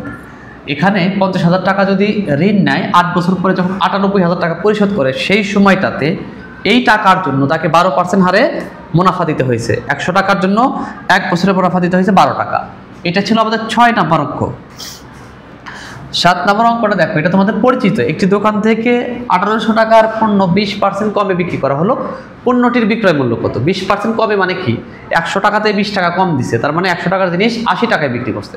সে এই যে পণ্যটা আছে এটার বিক্রয় মূল্য বের করতে বলছে। এটা 1800 টাকায় কিনছে, কিনে 20% কমে বিক্রি করছে। সেক্ষেত্রে এই পণ্যটার বিক্রয় মূল্য কত টাকা হয়েছে এটা বের করতে হবে। তো আমরা একটু বলতে পারি এরকম আর কি, যে 20% কমে বিক্রয় মূল্য, আগে লেখো ক্রয় মূল্য 100 টাকা হলে, ক্রয় মূল্য 100 টাকা হলে 20% কমে বিক্রয় মূল্য সমান 100 বিয়োগ 20 টাকা, এটা হলো 80 টাকা। ঠিক আছে, তাহলে 20% কমে বিক্রয় মূল্য এত টাকা হলে ক্রয় মূল্য কত ছিল? 100 টাকা। যেহেতু বিক্রয় মূল্য বের করতে বলছে, যেটা বের করতে বলে সে ডান দিকে লিখবো। ক্রয় মূল্য 100 টাকা হলে বিক্রয় মূল্য 80 টাকা। আমরা বলতে পারবো অতএব ক্রয় মূল্য 1 টাকা হলে বিক্রয় মূল্য 80 ডিভাইডেড 100 টাকা। মানে ক্রয় মূল্য ছিল 1800 টাকা, বিক্রয় মূল্য 80 গুণন 1800 ডিভাইডেড 100, ভাগ করলে 18 বার যায়। 18 আর 80 গুণ করে 28 64, 4 হাতে থাকে হচ্ছে 6, 8 কে 8 8 6 14, এত টাকা। তাহলে সে বিক্রি করছে 1800 টাকার জিনিস 20% কমে কত টাকায়? বিক্রয় মূল্য হচ্ছে 1440 টাকা, 1440 টাকা।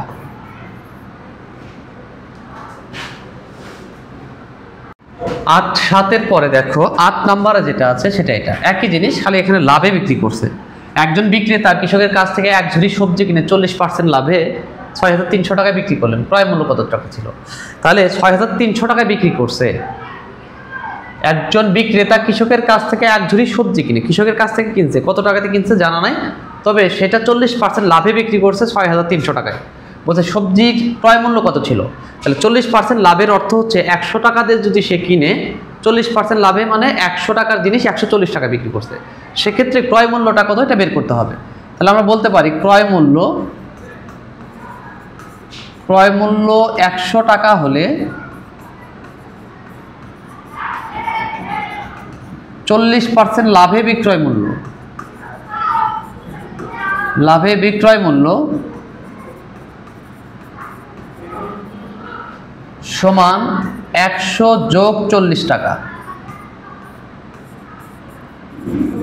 40% লাভে বিক্রয় মূল্য এটা হলো, তাহলে 140 টাকা এটা বিক্রয় মূল্য। তাহলে 100 টাকাতে কিনছে, বিক্রি করছে 40% লাভে, এই জন্য 140 হলো। তাহলে বিক্রয় মূল্য যখন 140 টাকা, যেহেতু ক্রয় মূল্য বের করতে বলছে, তাহলে ক্রয় মূল্যটাকে আমরা পরে লিখবো, বিক্রয় মূল্যটাই আগে লিখবো। তাহলে আমরা বলতে পারি বিক্রয় মূল্য 140 টাকা হলে ক্রয় মূল্য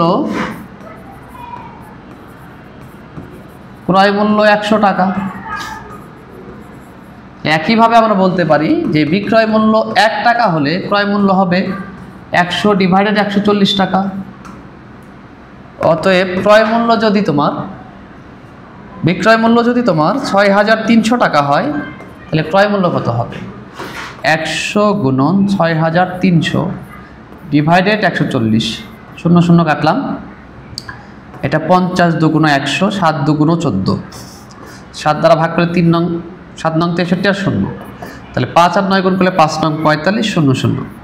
তার মানে এই বিক্রেতা সে কৃষকের কাছ থেকে এই সবজিগুলো কিনছে হচ্ছে 4500 টাকায়, 40% লাভে সে বিক্রি করছে 6300, ঠিক আছে। কিন্তু তার ক্রয় মূল্যটা ছিল এই যে কৃষকের কাছ থেকে সে কিন্তু এত টাকায় কিনছে, কত টাকায় কিনছে বা ক্রয় মূল্যটা কত ছিল তার, এটা ছিল 4500 টাকা। সে 4500 টাকা দিয়ে এই সবজিগুলো কিনেছিল। এখন এটা আমাদের মোটামুটি নতুন বইয়ের অঙ্কগুলো শেষ, পুরাতন বই এটা আছে, বলা আছে গুরুত্বপূর্ণ কিছু সমস্যার সমাধান। এগুলো কিন্তু আমাদের পুরাতন বইয়ের অঙ্ক, এবং পুরাতন বইটা হচ্ছে 2013 সাল থেকে 2015 সালের বই এই অঙ্কগুলো আছে। এবং এই অঙ্কগুলো যদি করা হয় তাহলে সেক্ষেত্রে শতকরার এমন কোনো অঙ্ক নয় যেটা তোমরা পারবা না, প্রত্যেকটা অঙ্কই পারা যাবে। হ্যাঁ, তো আমরা এখন এগুলো একটু সলভ করার চেষ্টা করবো, এবং এগুলো সবগুলো অঙ্ক করবো না যেহেতু একই নিয়মের অঙ্ক। তো দেখো প্রথমত কি বলা আছে, শতকরায় প্রকাশ করো। শতকরায় প্রকাশ করতে হবে, শতকরা কিন্তু এক ধরনের ভগ্নাংশ, তবে তার হর 100 হইতে হবে। যদি কোনো ভগ্নাংশের হর 100 হয় তাহলে সেটাকে আমরা খুব সহজেই শতকরায় প্রকাশ করতে পারি। তাহলে শতকরা এমন একটি ভগ্নাংশ যার হর সর্বদা 100। যদি 100 হয় তাহলে আমরা শতকরায় প্রকাশ করতে পারি, যদি 100 না হয় 100 করে নিতে হবে। এমন সংখ্যা দ্বারা হরকে গুণ করবো যেন গুণ করলে গুণফলের হরের মান 100 হয়। যদি 100 নাও হয় সেক্ষেত্রে লব হরকে 100 দ্বারাই গুণ করতে হবে। তো দেখো ক নম্বরে যেটা দেওয়া আছে, ক নম্বরে বলা আছে 3/4, এই ভগ্নাংশটাকে শতকরায় প্রকাশ করতে হবে। তো এটাকে যদি শতকরায় প্রকাশ করতে চাই 3/4, তো শতকরা এমন একটি ভগ্নাংশ যার হর সর্বদা 100, কিন্তু এখানে হরে তো 100 নাই। তাহলে 100 যদি করতে চাই, হরে আছে 4, 4কে এমন সংখ্যা দ্বারা গুণ করবো যেন গুণফলে একটা 100 আসে। তাহলে সেক্ষেত্রে আমরা যদি 4-এর সাথে 25 গুণ করি তাহলে কিন্তু 100 আছে, 4 25 100। যেটা দ্বারা তুমি হরকে গুণ করবা ওই সংখ্যা দ্বারা কিন্তু লবকেও গুণ করতে হবে। তাহলে 3 গুণন 25, 3 25 এখানে গুণ করলে হয় 75, নিচে হয় 100। তাহলে শতকরা এমন একটি ভগ্নাংশ যার হর সর্বদা 100। তাহলে 75/100 মানে কি 75%। একইভাবে 2 নাম্বারটা দেখো 5/8, এটাকেও শতকরায় প্রকাশ করতে হবে। তো শতকরা এমন একটি ভগ্নাংশ যার হর সর্বদা 100, এখানে হরে 8 আছে, তুমি যে কোনো সংখ্যা গুণ করো না কেন গুণফল এখানে হরে 100 আসবে না। যদি না আসে আমরা সেই ক্ষেত্রে লব হরকে 100 দ্বারা গুণ করব। তাহলে লব এবং হরকে যদি 100 দ্বারা গুণ করি তাহলে আমরা এভাবে লিখতে পারি 5 গুণন 100 ডিভাইডেড 8 গুণন 100।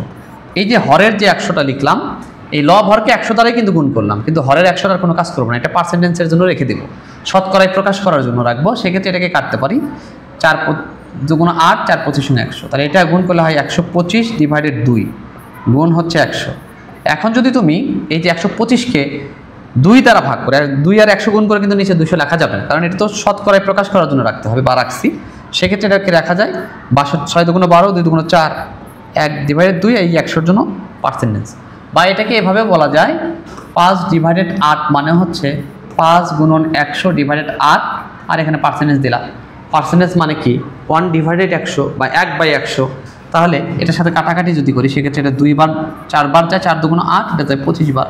তাহলে 125 ডিভাইডেড 2%, এটাকে লিখলে হয় 62 সমস্ত 1/2%। সেম জিনিস কিন্তু লব হরকে 100 দ্বারা গুণ করাও যা, লবকে 100 দ্বারা গুণ করে পার্সেন্টেজ চিহ্ন দিলেও তাই, কারণ পার্সেন্টেজ মানে হচ্ছে 1/100 বা 1/100, তার মানে হরে 100 থাকেই। এটা ছিল খ নাম্বার।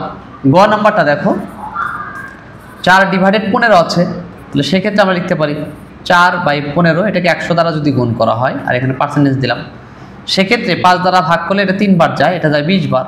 তাহলে উপরে হলো কত, লবে 80, নিচে 3, এটাকে যদি ভাগ করি 3 2 6, 3 6 18, 2/3 80%। তাহলে আমরা যদি গ নাম্বারটা করি তাহলে এইরকম একটা মান আসে, তার মানে 26 সমস্ত 2/6%। আশা করি সবগুলো অঙ্ক একই রকম পারবা। তারপরে গ নাম্বার আমরা করেছি, ঘ নাম্বারটা দেখবা। ঘ নাম্বার তোমরা নিজে নিজে করবো, আমরা এখন ও নাম্বারটা করবো। 5/12, তাহলে শতকরা একটি ভগ্নাংশ যার হর সর্বদা 100। তাহলে 5 গুণন 100 12, এখানে পার্সেন্ট দিলাম, পার্সেন্ট মানে 1/100। এটা যদি আমরা তুলেও দিই এরকম কিন্তু হয় 5 গুণন 100, এই যে 12 আর পার্সেন্টেজের জন্য 1/100, একই জিনিস কিন্তু হলো, আমরা জাস্ট এখানে পার্সেন্টেজ দিলাম। তাহলে সেক্ষেত্রে এটাকে যদি ভাগ করি 4 দ্বারা, 3 4 12, 4 দ্বারা ভাগ করলে 25, তাহলে 125 ডিভাইডেড 3, তাহলে 3 4 12, 3 1 3, 2 আর পার্সেন্টেজ তো থাকবে, এই যে এত পার্সেন্ট। 41 ডিভাইডেড 2, 41 সমস্ত 2/3%। এখানে এইটা এটা সেম তোমরা একটু করবা। এরপরে দেখো 2 নাম্বার যেটা আছে সাধারণ ভগ্নাংশে প্রকাশ করতে বলছে। সাধারণ ভগ্নাংশ মানে কি? যে ভগ্নাংশে লব আর হর আছে সেটাকে আমরা সাধারণ ভগ্নাংশ বলি। এখানে 6% কখন হয়েছে? যখন এটার হরে 100 ছিল। তার মানে আমরা 6% তখনই বলতে পারি একটা ভগ্নাংশের হরে, কোনো সংখ্যার হরে যদি 100 থাকে তাহলে সেটাকে সহজেই শতকরায় প্রকাশ করা যায়। তাহলে আবার শতকরা চিহ্ন তুলে দিলে এরকম কোনো হরে একটা 100 আসবে। তাহলে 6%কে যদি আমরা সাধারণ ভগ্নাংশে প্রকাশ করতে চাই তাহলে এই পার্সেন্টেজ চিহ্ন তুলে দিলে একটা হরে 100 আসে। তো এটাকে আমরা এইভাবে লিখতে পারি, দেখো ক নাম্বার 6% ইকুয়াল আমরা কিন্তু বলতে পারি 6/100। পার্সেন্টেজ কখন আসছে? যখন এটার হরে 100 ছিল। তাহলে পার্সেন্টেজ যদি তুলে দেয় তাহলে হরে কি আসবে? 100 আসবে। সাধারণ ভগ্নাংশে প্রকাশ করার পরে যদি কোনো ভগ্নাংশকে লঘিষ্ঠ আকারে প্রকাশ করা যায় আমরা লঘিষ্ঠ করব। তাহলে 6/100, তাহলে 3 × 6 50 × 100 3/50। এটা ক নাম্বার। খ নাম্বারটা দেখো সেম 15% আছে। তাহলে আমরা যদি পার্সেন্টেজ চিহ্ন বা শতকরা চিহ্ন তুলে দিই হরে একটা 100 আসবে। তাহলে এটা 15/100। যদি লঘিষ্ঠ করা যায়, লঘিষ্ঠ অবশ্যই করব। তাহলে 5 দ্বারা ভাগ করলে 3 বার যায়, 5 দ্বারা ভাগ করলে 20 বার যায়, তাহলে 3/20। একইভাবে গ নাম্বারটা 30% আছে। তাহলে 30% মানে কি? 30/100। ঠিক আছে, 0 যদি কাটা হয় 3/10। প্রত্যেকটা অঙ্ক সেম জিনিস, এগুলো সব একই নিয়ম। তোমরা একটু চেষ্টা করবো আর কি, আশা করা যায় সবগুলোই পারবা। খালি শতকরা চিহ্নটা তুলে দিবা, ওর পরিবর্তে হরে একটা 100 লিখে তারপর লঘিষ্ঠ করা গেলে লঘিষ্ঠ করবা। এরপরে যেটা বলা আছে মান নির্ণয় করতে হবে। কাদের? এটা এটা এটা। আমরা এখানে 2টা অঙ্ক করব। 25 টাকার 8%। কত টাকা? 25 টাকা। তাহলে 25 টাকার 8% কত টাকা? এটা বের করব। ক নাম্বার 25 টাকার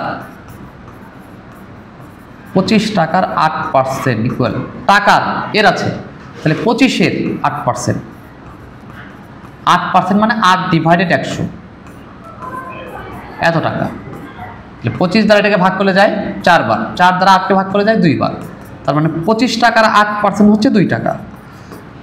আশা করি বুঝতে পারছো। 25 টাকার 8% এইটা। তোমরা খ নাম্বারটা করবা, আমি গ নাম্বারটা করে দিচ্ছি। বলছে 60 টাকার 25%। 60 টাকার 25% কত? 25% ইকুয়াল টু হচ্ছে 60-এর 25/100 এত টাকা। তাহলে 25 দ্বারা যদি ভাগ করি 4 বার যায়, 4 দ্বারা এটাকে ভাগ করি 15 বার যায়। তার মানে 25 টাকার যদি 60%, 60 টাকার যদি 25% হয় তাহলে তার মানটা হবে 15 টাকা। 60 টাকার 25%, 60 টাকার এর তো গুণের কাজ করে। 25% মানে 25/100। 25 দ্বারা যদি 100কে ভাগ করা হয়, 100-র মধ্যে ভাগ যায় 25 4 বার। সেই 4 দ্বারা যদি 60কে ভাগ করা হয়, সেই 4টা 60-এর মধ্যে ভাগ যায় 15 বার। এই 15 শুধু এক জায়গায় আছে, তার মানে 15 অ্যান্সার। এটা হলো আমাদের গ নাম্বারের অ্যান্সার। এরপরে দেখো 4 নম্বর অ্যান্সার তোমাদের পরিস্থিতির একটা অঙ্ক করেছিলাম সেটার মতোই। বলছে অলিপুর গ্রামের লোক সংখ্যা 1800 জন। এখানে অলিপুর একটা গ্রাম আছে, যেই গ্রামের লোক সংখ্যা 1800 জন, টোটাল লোক সংখ্যা 1800 জন। ওই গ্রামে 45% লোক শিক্ষিত। 45%-এর অর্থ হচ্ছে 100 জনের মধ্যে শিক্ষিত 45 জন। তো বলছে শিক্ষিত লোকের সংখ্যা কত, এটা বের করতে হবে। শিক্ষিত লোক কতজন? টোটাল লোক কত?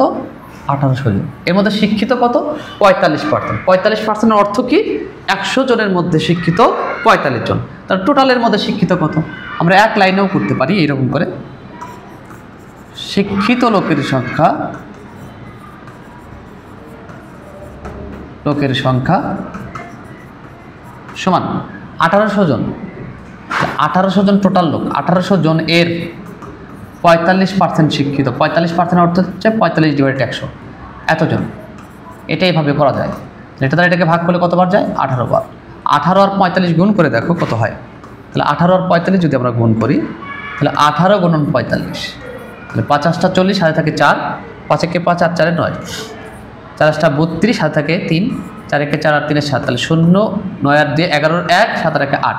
তার মানে 1800 জন লোক ছিল ওই গ্রামে, অলিপুর গ্রামে। এই অলিপুর গ্রামের লোক সংখ্যা টোটাল শিক্ষিত হচ্ছে 810 জন। তাহলে আমরা এটা এইভাবেও করতে পারি, আবার এটাকে যদি ঐকিক নিয়মে করি সেক্ষেত্রে কিন্তু আমরা বলতে পারি 45% অর্থ কি?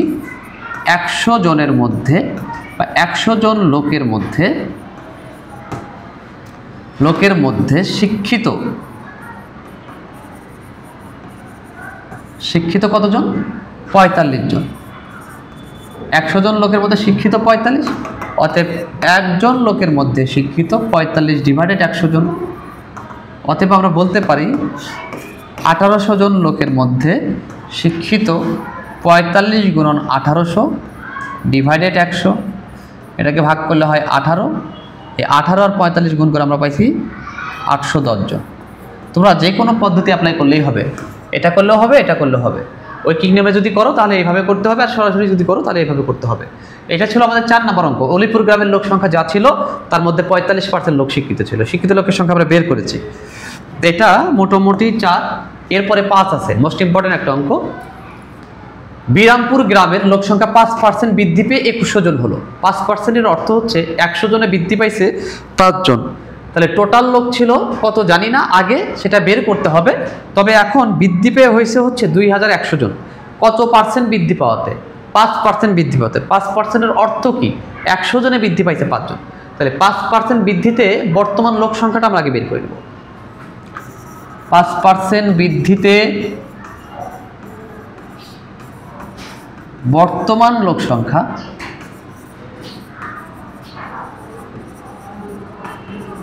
সমান, এই যে 100 জন ছিল, 5% অর্থাৎ 5 ডিভাইডেড 100, তাহলে ছিল 100, বৃদ্ধি পাওয়ার কারণে যোগ।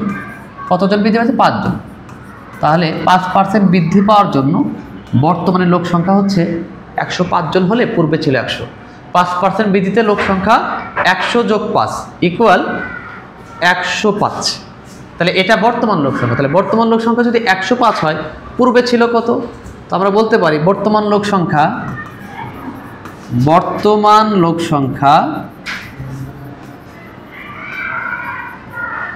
105 জন হলে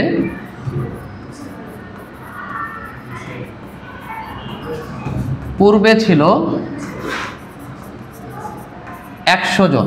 ঠিক আছে? তাহলে বর্তমান লোক সংখ্যা যদি 1 জন হয়, বর্তমান লোক সংখ্যা 1 জন হলে পূর্বে ছিল 100 ডিভাইডেড 105 জন। তাহলে বর্তমানে লোক সংখ্যা কত? 2100 জন হলে পূর্বে ছিল 100 গুণন 2100 ডিভাইডেড হচ্ছে 105। তাহলে 105 210-এর মধ্যে 2 বার যায়, আর এই শূন্যটা এখানে লিখে দিলাম। তাহলে এই 20 আর এটা গুণ করলে হয় 2000 জন। তাহলে বর্তমানে 2100 জন হয়েছে 5% বৃদ্ধিতে। তাহলে পূর্বে ছিল কতজন? 2000 জন। 2000 জন লোক ছিল, 5% বৃদ্ধি পাওয়ার কারণে কিন্তু কত হলো? এটা 2100 জন হলো। তাহলে বর্তমানে 2100, পূর্বে ছিল কত? 2000। তাহলে এরপরেরটা দেখো, 6 নম্বরে বলা আছে কোনো পরীক্ষায় 40 জন ছাত্রের মধ্যে 4 জন ফেল করেছে। শতকরা কতজন ছাত্র ওই পরীক্ষায় পাশ করেছে? তাহলে টোটাল ছাত্রটা কত এটাকে দেখো, আর ফেল করছে কত এটা দেখো। তাহলে টোটাল ছাত্র ছিল 40, টোটাল ছিল কত? 40, তার মধ্যে ফেল করছে কত? 4 জন। পাস করছে কতজন? 40 জনের মধ্যে পাস করছে কতজন? এটা আমাদের বের করা দরকার। তাহলে আমরা আগে পাস করছে কত এটা বের করে নিই। তাহলে আমরা বলতে পারি পাস করেছে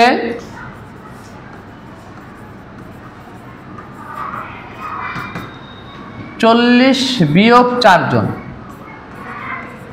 সমান 36 জন। তাহলে শতকরা মানে 100 জনে বের করতে বলছে, 100 জনে কতজন পাস করছে?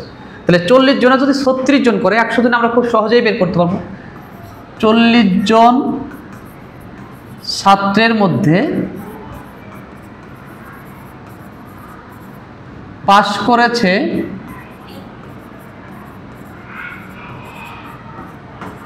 36 জন, অতএব একজন ছাত্রের মধ্যে পাস করেছে 36 ডিভাইডেড 40 জন। শতকরা যেহেতু বলা আছে তাহলে 100 দিয়ে হিসাব হবে। 100 জনের মধ্যে পাস করেছে 36 গুণন 100 ডিভাইডেড 40। এই শূন্য শূন্য কাটলাম, 4 নং 36, তার মানে 4 9 আর 10 গুণ করলে 9 10 90। তাহলে দেখো শতকরা পাস করেছে এমন ছাত্রের সংখ্যা হচ্ছে 90 জন, মানে 100 জনের মধ্যে পাস করছে 90 জন বা 90%। 90%-এর অর্থটাও কিন্তু তাই, 100 জনে এতজন পাস করছে। তাহলে কোনো পরীক্ষায় 40 জন ছাত্রের মধ্যে 4 জন ফেল করছিল, বলছিল পাস করছে কতজন? পাস করা শিক্ষার্থীর সংখ্যা 36। 40 জনে যেহেতু 36 জন পাস করছে, আমরা 100-তে বলুক 200-তে বলুক যেটাই বলুক না কেন বের করতে পারবো। আমরা বের করলাম, বের করেছি। তারপর এটা দেখো, এটাও কমন একটা অঙ্ক, মোটামুটি ভুল হয় আর কি। বাংলাদেশে বছরে প্রতি হাজার মানে 1000, এইটাতে হ্যাঁ এইটাতে 25 জন লোক জন্মগ্রহণ করে এবং 15 জন লোক মারা যায়। বছরে শতকরা কত হারে বৃদ্ধি পায়, শতকরা কত হারে বৃদ্ধি পায়, মানে 100 জনে কতজন লোক বৃদ্ধি পাচ্ছে এটা বের করতে হবে। 1000-এ জন্মগ্রহণ করে 25 জন, আবার 1000 থেকে আবার মারাও যায় 15 জন। তাহলে 1000 জনের মধ্যে বছরে জন্মগ্রহণ করতেছে 25, আবার বছরে মারাও যাচ্ছে 15, তাহলে তাও কিন্তু বৃদ্ধি পাচ্ছে। কতটুকু বৃদ্ধি পাচ্ছে? 25 থেকে 15 বিয়োগ করলে যা হচ্ছে, যতটুকু থাকতেছে ততটুকুই বৃদ্ধি পাচ্ছে। তাহলে বৃদ্ধিটাকে বের করে নেব। তাহলে 1000-এ বৃদ্ধি পায়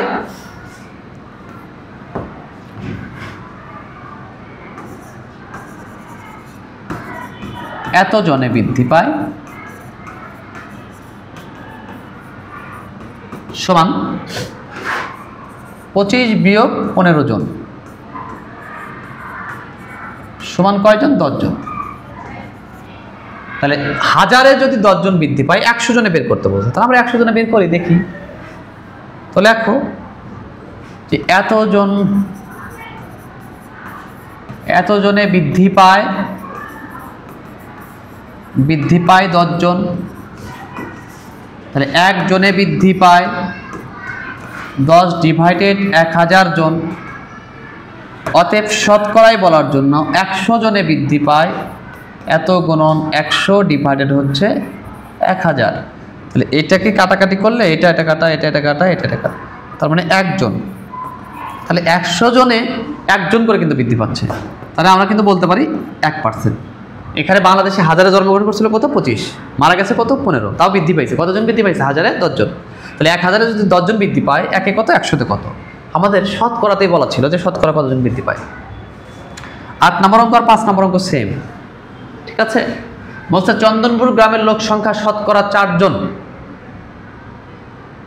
বৃদ্ধি পেয়ে এইটুকু কাটা যাবে, একটু মিস্টেক আছে, হ্যাঁ, এইটুকু একটু কাটা যাবে। চন্দনপুর গ্রামের লোক সংখ্যা শতকরা 4 জন, এইটুকু বাদ। বৃদ্ধি পেয়ে এত জন হলো, পূর্বে ওই গ্রামের লোক সংখ্যা কত ছিল? 4 জন বৃদ্ধি পাওয়ার কারণে 1040 জন হয়েছে। শতকরা মানে কি? 100 জনে বৃদ্ধি পাইছে 4 জন। তাহলে বলছে যে পূর্বে ওই গ্রামের লোক সংখ্যা কত ছিল, মানে আগে কত ছিল, বৃদ্ধি পাওয়ার আগে কত ছিল, এটা বের করতে হবে। তাহলে 4% বৃদ্ধির অর্থ কি? তাহলে 4% বৃদ্ধিতে বর্তমান লোক সংখ্যা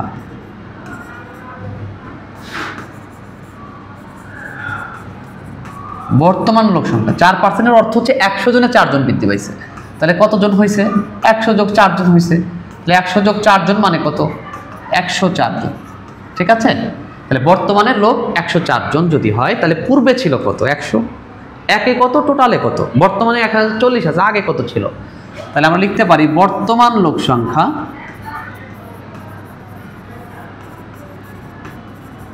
104 জন হলে পূর্বে ছিল 100 জন। তাহলে আমরা বলতে পারি অতএব বর্তমান লোক সংখ্যা 1 জন হলে পূর্বে ছিল 100 ডিভাইডেড 104 জন। তাহলে বর্তমানে লোক সংখ্যা কত দেওয়া আছে? 1040 জন আছে। তাহলে 100 গুণন 1040 ডিভাইডেড হচ্ছে 104। তাহলে 104-104-এর মধ্যে একবার যায়, এই শূন্যটা এখানে লিখে দিলাম। তার মানে পূর্বে ছিল হচ্ছে 1000 জন লোক। এখানে কিন্তু আবার পার্সেন্টেজ দেওয়া যাবে না। পার্সেন্টেজ কখন দিতে হয়? যখন এখানে শতকরায় প্রকাশ করি তখনই কিন্তু দিতে হয়। তাহলে পূর্বে লোক সংখ্যা ছিল কত? পূর্বে লোক সংখ্যা ছিল এতজন। পূর্বে লোক সংখ্যা ছিল 1000 জন, বা উত্তর 1000 জন সরাসরি লিখতে পারো। আশা করি বুঝতে পারছো। এরপরে যেটা আছে সেটা এটা আছে। বাংলাদেশের জনসংখ্যা 1981 সালে ছিল 9 কোটি। 1982 সালে 9 কোটি 27 লক্ষ ছিল। 1982 সালে জনসংখ্যা বৃদ্ধির শতকরা হার কত? মানে 100 জনে কতজন করে বৃদ্ধি পাইছে আসলে? এখানে ছিল হচ্ছে 9 কোটি, হইল 9 কোটি 27 লক্ষ। তার মানে 1982 সালে 27 লক্ষ বৃদ্ধি পাইল। তো এই যে বৃদ্ধিটা যে পেল, শতকরা হারে কতটুকু করে বা কতজন করে বৃদ্ধি পাইছে এটা বের করতে হবে। তো 9 কোটি 27 লক্ষ দেখতে কেমন, এটাকে লিখবো 9 কোটি 27 লক্ষ ইকুয়াল আমরা বলতে পারি একক, দশক, শতক, হাজার, অযুত, লক্ষ, নিযুত, কোটি। এটা হলো তাহলে এতজন, বা এত লিখে রাখলাম, তারপরে 9 কোটি ইকুয়াল হচ্ছে এরকম। এটা কিন্তু আসলে শূন্য মনে হচ্ছে না, অন্য কিছু মনে হচ্ছে, তো মিশিয়ে দিই পুরোটা।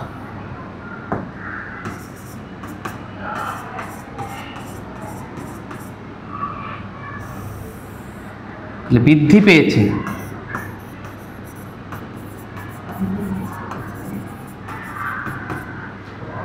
সমান 2 7 1 2 3 4 5 এত। একক দশক শতক হাজার অযুত লক্ষ নিযুত 27 লক্ষ হয়েছে। তাহলে এত জনে মানে 9 কোটিতে, 9 কোটি মানে 9-এর পরে 7টা শূন্য, একক দশক শতক হাজার অযুত লক্ষ নিযুত কোটি। তাহলে এত জনে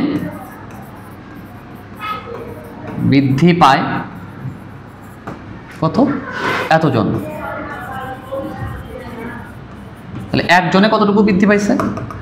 একজনে বৃদ্ধি পায় 27 লক্ষ ডিভাইডেড 9 কোটি।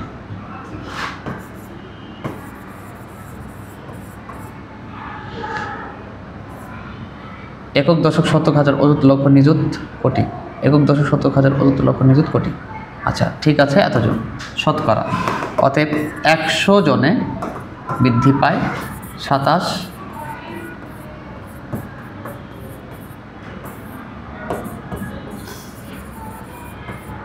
1 2 3 4 5 6 7টা হয়েছে। 1 2 3 4 5 6 3 নং 27। তাহলে শতকরা বৃদ্ধি পায় হচ্ছে 3 জন করে। তাহলে 100 জনে বৃদ্ধি পাচ্ছে কতজন? 3 জন বা 3%। তাহলে 1981 সালে ছিল 9 কোটি, 1982 সালে হলো 9 কোটি 27 লক্ষ। বৃদ্ধি পাইলো কতটুকু এটা আমরা আগে বের করে নিলাম। দেখলাম 9 কোটিতে বৃদ্ধি পায় 27 লক্ষ। তাহলে এত জনে যদি 27 লক্ষ বৃদ্ধি পায়, একে কত? 100-তে কত? এরপরে যেটা আছে দেখো 10 নম্বর, এই অঙ্কটা আমরা করছি একটু আগেই। একটি কলম 50 টাকায় ক্রয় করে 56 টাকায় বিক্রি করা হলো, শতকরা কত লাভ হলো? কিনছে হচ্ছে কয় টাকায়? 50 টাকায়, বিক্রি করতে কয় টাকায়? 56 টাকায়। এই অঙ্ক আমরা করছি, নতুন বইয়ে এটা উদাহরণ ছিল। 12 টাকা হয়, এটা প্রয়োজন নাই। হ্যাঁ, পরেরটা করব। একটি কলম 60 টাকায় ক্রয় করে 54 টাকায় বিক্রি করা হলে এতে শতকরা কত লোকসান হলো? লোকসান বা ক্ষতি কিন্তু একই জিনিস, লোকসান অথবা ক্ষতি একই জিনিস। এই জাতীয় অঙ্ক করেছি, কিন্তু এটা আলাদা হওয়ার জন্য এটা করব। তাহলে আমরা লোকসান বা ক্ষতির সূত্রটা আগে লিখব, যে লোকসান ইকুয়াল বা লসের সূত্র বা ক্ষতির সূত্র লিখব। লোকসান সমান ক্রয় মূল্য বিয়োগ বিক্রয় মূল্য, বিক্রয় মূল্য। তাহলে এটাই যদি লিখি, সেক্ষেত্রে আমরা লিখতে পারি 60 বিয়োগ 55 এত টাকা। ঠিক আছে, 6 টাকা। এই যে লাভ বা ক্ষতি, এটা নির্ভর করে কিসের উপরে? ক্রয় মূল্যের উপরে। তাহলে আমরা লিখবো কোনটা? 60 টাকায় ক্ষতি হলো না 54 টাকায় ক্ষতি হলো? অবশ্যই ক্রয় মূল্য যেটা, সেটার জন্য কিন্তু এই টাকা ক্ষতি হয়েছে বা লোকসান হয়েছে। তাহলে ক্রয় মূল্যটা ছিল কত? 60 টাকা। তাহলে আমরা বলতে পারি 60 টাকায় লোকসান হয়, 6 টাকা। 60 টাকায় যদি লোকসান 6 টাকা হয়, তাহলে আমরা বলতে পারি অতএব 1 টাকায় লোকসান হয় 6 ডিভাইডেড 60 টাকা। অতএব আমরা বলতে পারি শতকরায় যেহেতু বলা আছে, 100 টাকায়, তাহলে 6 গুণন 100 ডিভাইডেড হচ্ছে 60। 6 10 60, 10 10 100। তার মানে এই যে 100 টাকার জন্য এই জিনিসটাতে তার ক্ষতি হবে কয় টাকা? 10 টাকা বা 10%। এখানে বলা আছে যে একটি কলম এত টাকায় ক্রয় করে এত টাকায় বিক্রি করা হলো, এতে শতকরা কত লোকসান হলো? এত টাকা। তাহলে ক্রয় মূল্য কত? ক্রয় মূল্যটা হচ্ছে আমাদের ছিল 60, বিক্রি করছে 54, তাহলে ক্ষতি হলো কয় টাকা? 6 টাকা। তাহলে 60 টাকায় লোকসান হয় এত টাকা, 1 টাকায় কত? 100 টাকায় কত? 12 নম্বর অঙ্কে দেখো বলা আছে এখানে একটি প্যান্টের ক্রয় মূল্য 250 টাকা। প্যান্টটি কত মূল্যে বিক্রয় করলে 20% লাভ হবে? তাহলে একটা প্যান্ট যদি 250 টাকায় কিনে, ওই প্যান্টটা যদি 20% লাভে বিক্রি করতে চায়, সেক্ষেত্রে বিক্রয় মূল্য কত হবে এটা বের করতে হবে। 20% লাভের অর্থ হচ্ছে সে যদি 100 টাকায় প্যান্ট কিনে, তাহলে তাকে 20% লাভ মানে 20 টাকা লাভ করতে চাইলে 100 টাকার প্যান্ট কিন্তু 120 টাকায় বিক্রি করতে হবে। তো সেক্ষেত্রে সেই প্যান্টটা কিন্তু 250 টাকা, তাহলে কত টাকায় বিক্রি করলে 20 টাকা লাভ হবে সেটা আমরা বের করব। তাহলে ক্রয় মূল্য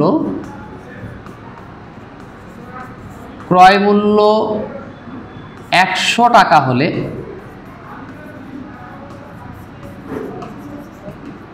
20% লাভে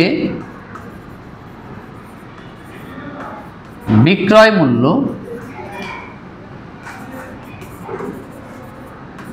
100 যোগ 20 টাকা সমান 120 টাকা। এটা কিন্তু বিক্রয় করছে সে 20% লাভে যদি বিক্রি করে তাহলে 120 টাকায় বিক্রি করতে হবে 100 টাকার জিনিস। সেক্ষেত্রে সে জিনিসটা কিন্তু 250 টাকায়, তাহলে কত টাকায় বিক্রি করলে 20% লাভ হবে? তো আমরা বলতে পারি যে ক্রয় মূল্য 100 টাকা হলে বিক্রয় মূল্য 120 টাকা, যেহেতু সে 20% লাভে বিক্রি করছে। তাহলে আমরা বলতে পারি যে ক্রয় মূল্য 1 টাকা হলে বিক্রয় মূল্য 120 ডিভাইডেড 100 টাকা। অতএব ক্রয় মূল্য যদি 250 টাকা হয়, এই 250 টাকার প্যান্ট কত টাকায় বিক্রি করলে তার 20% লাভ হবে? এই 100 এর 100 এই কেটে দিলাম, তাহলে হয় 300 টাকা। তার মানে 250 টাকার প্যান্ট যদি সে 300 টাকায় বিক্রি করে তাহলে তার 20% লাভ হবে। বিক্রয় মূল্য কত? 300 টাকা। 300 টাকা। সে 250 টাকার প্যান্টে 20% লাভ করতে চাইলে তাকে 300 টাকায় বিক্রি করতে হবে। আর 300 টাকা কীভাবে বের হলো? 20%-এর অর্থ আমরা আগে বের করলাম। 20% মানে 100 টাকায় 20 টাকা লাভ করতে চাইলে 100 টাকার জিনিস বিক্রি করতে হবে 120 টাকায়। তাহলে ক্রয় মূল্য 100 টাকা তখন বিক্রয় মূল্য হচ্ছে ওই 100 টাকার জিনিস 120 টাকা। 1 টাকায় কত? এই 250 টাকার জিনিসে যদি সে 20 টাকা লাভ করতে চায় তাহলে তাকে 300 টাকায় বিক্রি করতে হবে। এরপরে যেটা আছে দেখো, এখানে সেম একটা অঙ্ক দেওয়া আছে যে একটি রেডিও এত টাকায় বিক্রি করায় 5% ক্ষতি হলো। রেডিওটির ক্রয় মূল্য কত ছিল? দেখো এত টাকায় বিক্রি করছে যার জন্য 5% ক্ষতি হয়েছে, মানে 5% ক্ষতিতেই সে এই টাকায় বিক্রি করছে। বলছে ক্রয় মূল্য কত টাকা ছিল, মানে সে কত টাকা দিয়ে কিনছিল আসলে। তাহলে 5% ক্ষতিতে বিক্রয় মূল্যটা আমরা আগে দেখি কত। তাহলে ক্রয় মূল্য যদি 100 টাকা হয়, ক্রয় মূল্য 100 টাকা হলে 5% ক্ষতিতে বিক্রয় মূল্য সমান 100 বিয়োগ 5 টাকা,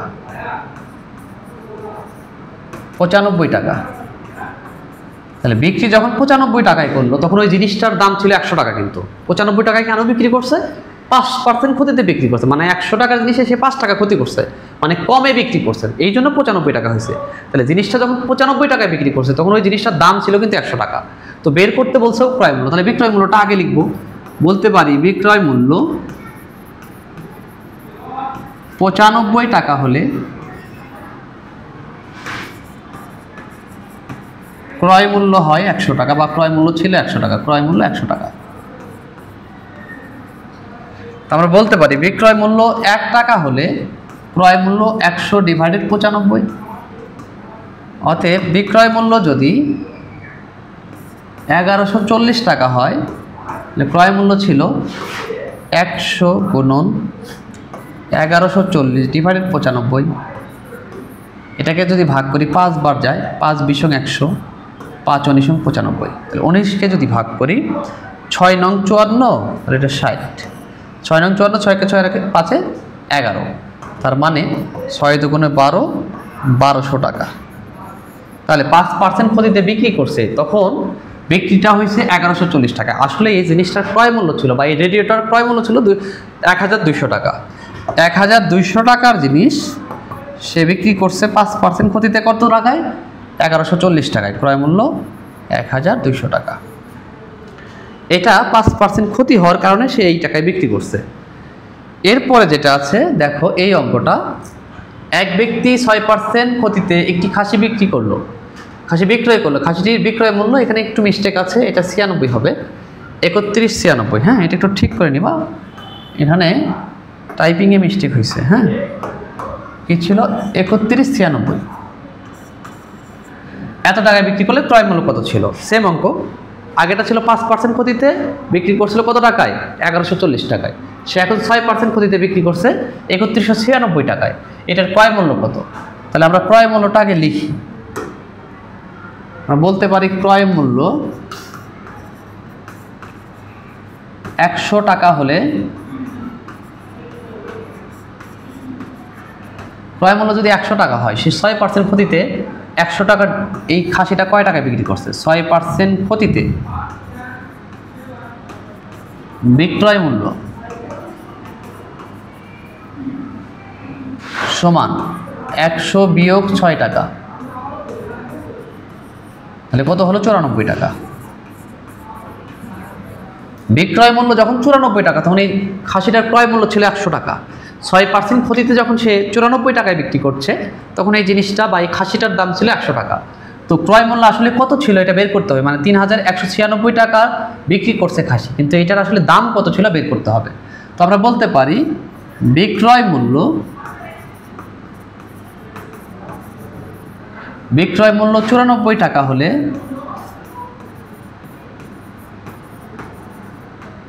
ক্রয় মূল্য 100 টাকা। ক্রয় মূল্য কত? 100 টাকা। আমরা বলতে পারি অতএব বিক্রয় মূল্য 1 টাকা হলে ক্রয় মূল্য 100 ডিভাইডেড 94 টাকা। একইভাবে বলা যায় বিক্রয় মূল্য যদি তোমার 3196 টাকা হয়, সেক্ষেত্রে ক্রয় মূল্য ছিল 100 গুণন 3196 ডিভাইডেড 94। আমরা যদি এটা ভাগ করি 94 দ্বারা,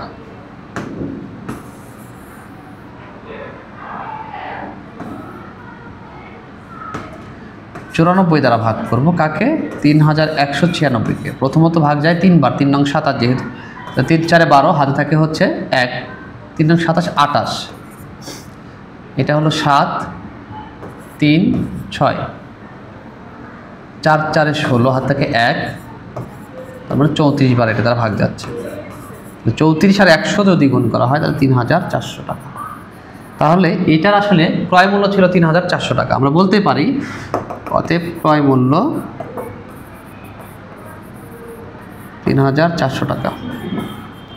6% ক্ষতিতে বিক্রি করছে 3196 টাকায়। খাসিটির আসলে ক্রয় মূল্য ছিল 3400 টাকা। 14 নম্বরের পরের নাম্বারটা দেখো, 15। 800 টাকার আপেল 4% ক্ষতিতে বিক্রি করলে এতে মোট কত টাকা ক্ষতি হলো? এখানে টোটাল হচ্ছে আপেলের দাম ছিল 800 টাকা। 800 টাকার আপেল বিক্রি করছে 4% ক্ষতিতে, তাহলে এতে মোট কত টাকা ক্ষতি হলো? এটা দুইভাবে করা যায়, ঐকিক নিয়মেও করা যায়, সরাসরি করা যায়। মোট ক্ষতি হলো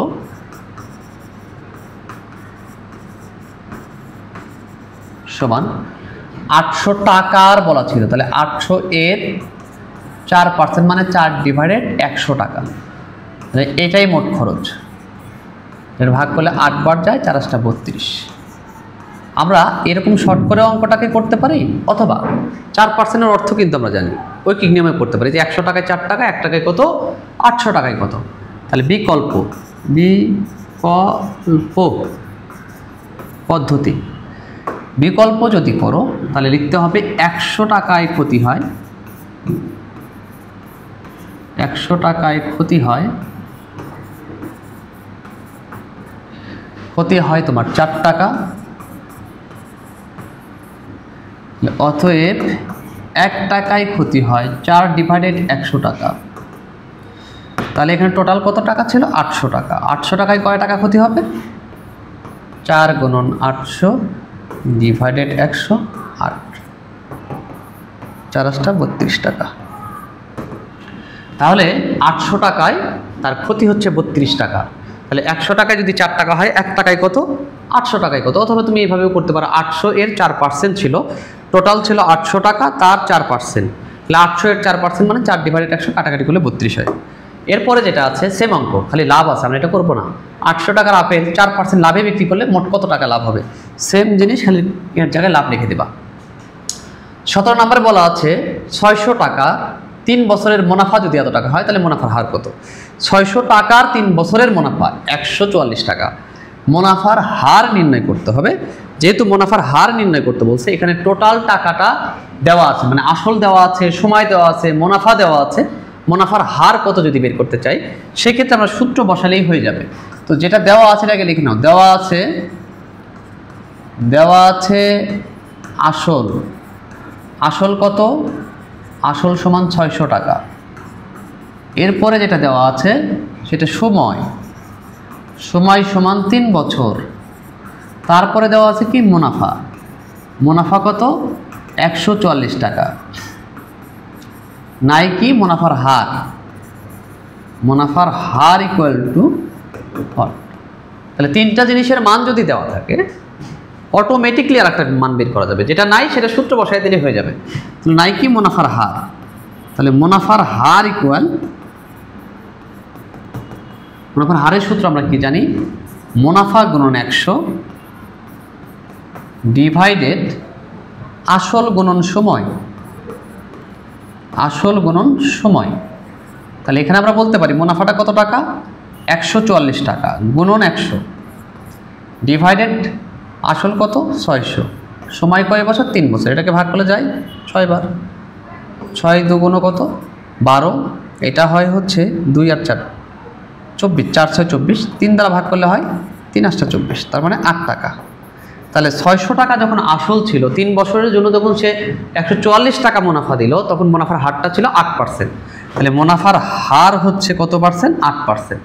আসল আছে, সময় আছে, মুনাফা আছে, জাস্ট মুনাফার হার নির্ণয় করতে বলছে, সূত্র বসায় দিয়ে আমরা মানটা বের করলাম। এখানেও বলছে বামফুজা ব্যাংক থেকে 900 টাকা জমা, ব্যাংকে 900 টাকা জমা রেখে 3 বছরে এত টাকা মুনাফা পেল। বার্ষিক মুনাফার হার কত? সেম অঙ্ক, মুনাফার হার। আসল আছে, সময় আছে, 3 বছর মুনাফা দেওয়া আছে, মুনাফার হার তোমরা বের করে নিবা।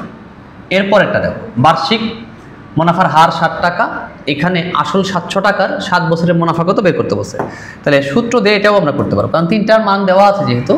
তাহলে যেটা দেওয়া আছে এটাকে লিখে নাও। দেওয়া আছে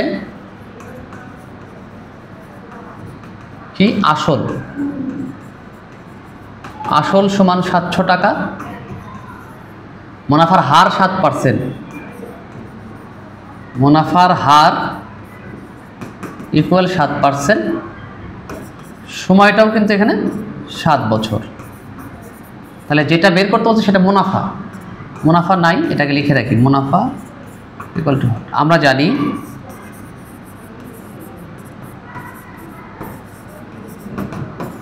মুনাফা সমান, মুনাফা সূত্র কি? আসল গুণন মুনাফার হার গুণন সময় ডিভাইডেড 100। আসল কত টাকা? 700 টাকা, মুনাফার হার 7% মানে 7, সময় 7 ডিভাইডেড 100, ভাগ করলে 7 বার যায়, 7 7 49, 49 গুণন 7 343 টাকা। তার মানে মুনাফা দিল সে 7 বছরে কত টাকা? 343 টাকা মুনাফা দিয়েছে। 700 টাকার জন্য 7% হার মুনাফায় 7 বছরের মুনাফা হচ্ছে 300 টাকা, 343 টাকা। এটা ছিল আমাদের 19 নম্বর অঙ্ক। দেখো 19-এর সাথে 20-এর একটা মিল আছে। বার্ষিক 8% মুনাফায়, মুনাফার হার 8%, মুনাফায় 480 টাকার 5 বছরের মুনাফা কত? তাহলে 480টা হচ্ছে আসল, সময় 5 বছর, মুনাফার হার 8%, মুনাফার সূত্র বসায় দিবা, চলে আসবে। তো এটাও আমরা করবো। এখন মুনাফার হার 6%, কত টাকার? 5 বছরের মুনাফা এত টাকা হবে। তাহলে 21 নম্বরে যেটা বের করতে বলছে, এটা মুনাফার হার আছে, আমরা একটু আইডেন্টিফাই করি। এটা সময় আছে আর এখানে মুনাফা আছে, তাহলে নাই কোনটা? আসল নাই। তাহলে 21 নম্বর অঙ্কের ক্ষেত্রে আসল বের করতে হবে। বলছে যে মুনাফার হার 6% হলে কত টাকা? 5 বছরের মুনাফা 180 টাকা হবে। তার মানে আসলটা কত টাকা হলে এইটার মুনাফা 180 5 বছরে হবে, আর 6% মুনাফাই সেটা। তাহলে আমরা বলতে পারি এইরকম আর কি। দেওয়া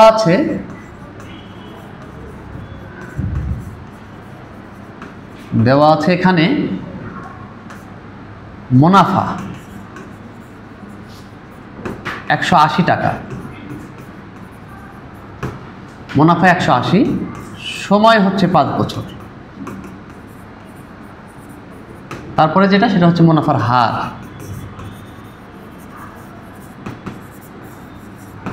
6%। এখানে নাই কি? আসল, আসল সমান আমরা জানি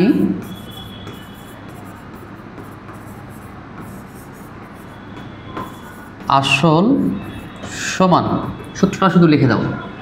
আসল মুনাফা গুণন 100 ডিভাইডেড মুনাফার হার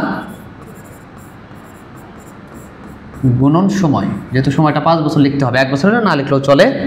তাহলে মুনাফা কত? 180 গুণ 100 ডিভাইডেড, মুনাফার হারটা লেখা বাদ গেছে, এখানে হার লিখে দিলাম। হার কত? 6%, মানে 6 5, তাহলে 3 6 18, 0 5 20 100, 3 2 6, 600 টাকা। এটার ক্ষেত্রে আসল ছিল কত টাকা? 600 টাকা। তাহলে 6% মুনাফায় 5 বছরের মুনাফা যদি 180 টাকা হয়, কত টাকার 5 বছরের মুনাফা আসল কত, মানে আসলের মানটা কত ছিল এটা বের করতে বলছে। আসলটা আমরা দেখতে পাচ্ছি এখানে 600 টাকা। 600 টাকা যদি আসল হয়, সেক্ষেত্রে 6% মুনাফায় 5 বছরের মুনাফা 180 টাকা হবে। এরপরে দেখো সেম অঙ্ক 22 নাম্বার, বার্ষিক 8 টাকা মুনাফায় কোনো আসলের 5 বছরের মুনাফা এত টাকা। তাহলে আসল কত? এটা মুনাফার হার, এটা হলো সময়, এটা হলো মুনাফা। তাহলে বের করবা তোমরা এটা আসলটা, সূত্র ভাষায় দিলে চলে আসবে। এখানে বলছে 5% মুনাফায় 300 টাকা, এটা আসল। কত বছরে? সময় নাই, সময় বের করতে হবে। মুনাফা 60 টাকা হবে। তাহলে মুনাফা বের করব, দেখি দেওয়া আছে যেগুলো, এগুলো আগে লেখো। দেওয়া আছে কি দেওয়া আছে? মুনাফার হার দেওয়া আছে। মুনাফার হার সমান 5%, আসল 300 টাকা, 300 টাকা, তারপরে মুনাফা দেওয়া আছে কত? 60 টাকা। 60 টাকা নাই কি? সময়, সময় বের করতে হবে, সময় নাই। তাহলে আমরা জানি সময় সূত্র বসায় দিলে কিন্তু মান চলে আসবে। সময় ইকুয়াল, সময় সমান মুনাফা গুণন 100 ডিভাইডেড আসল গুণন মুনাফার হার।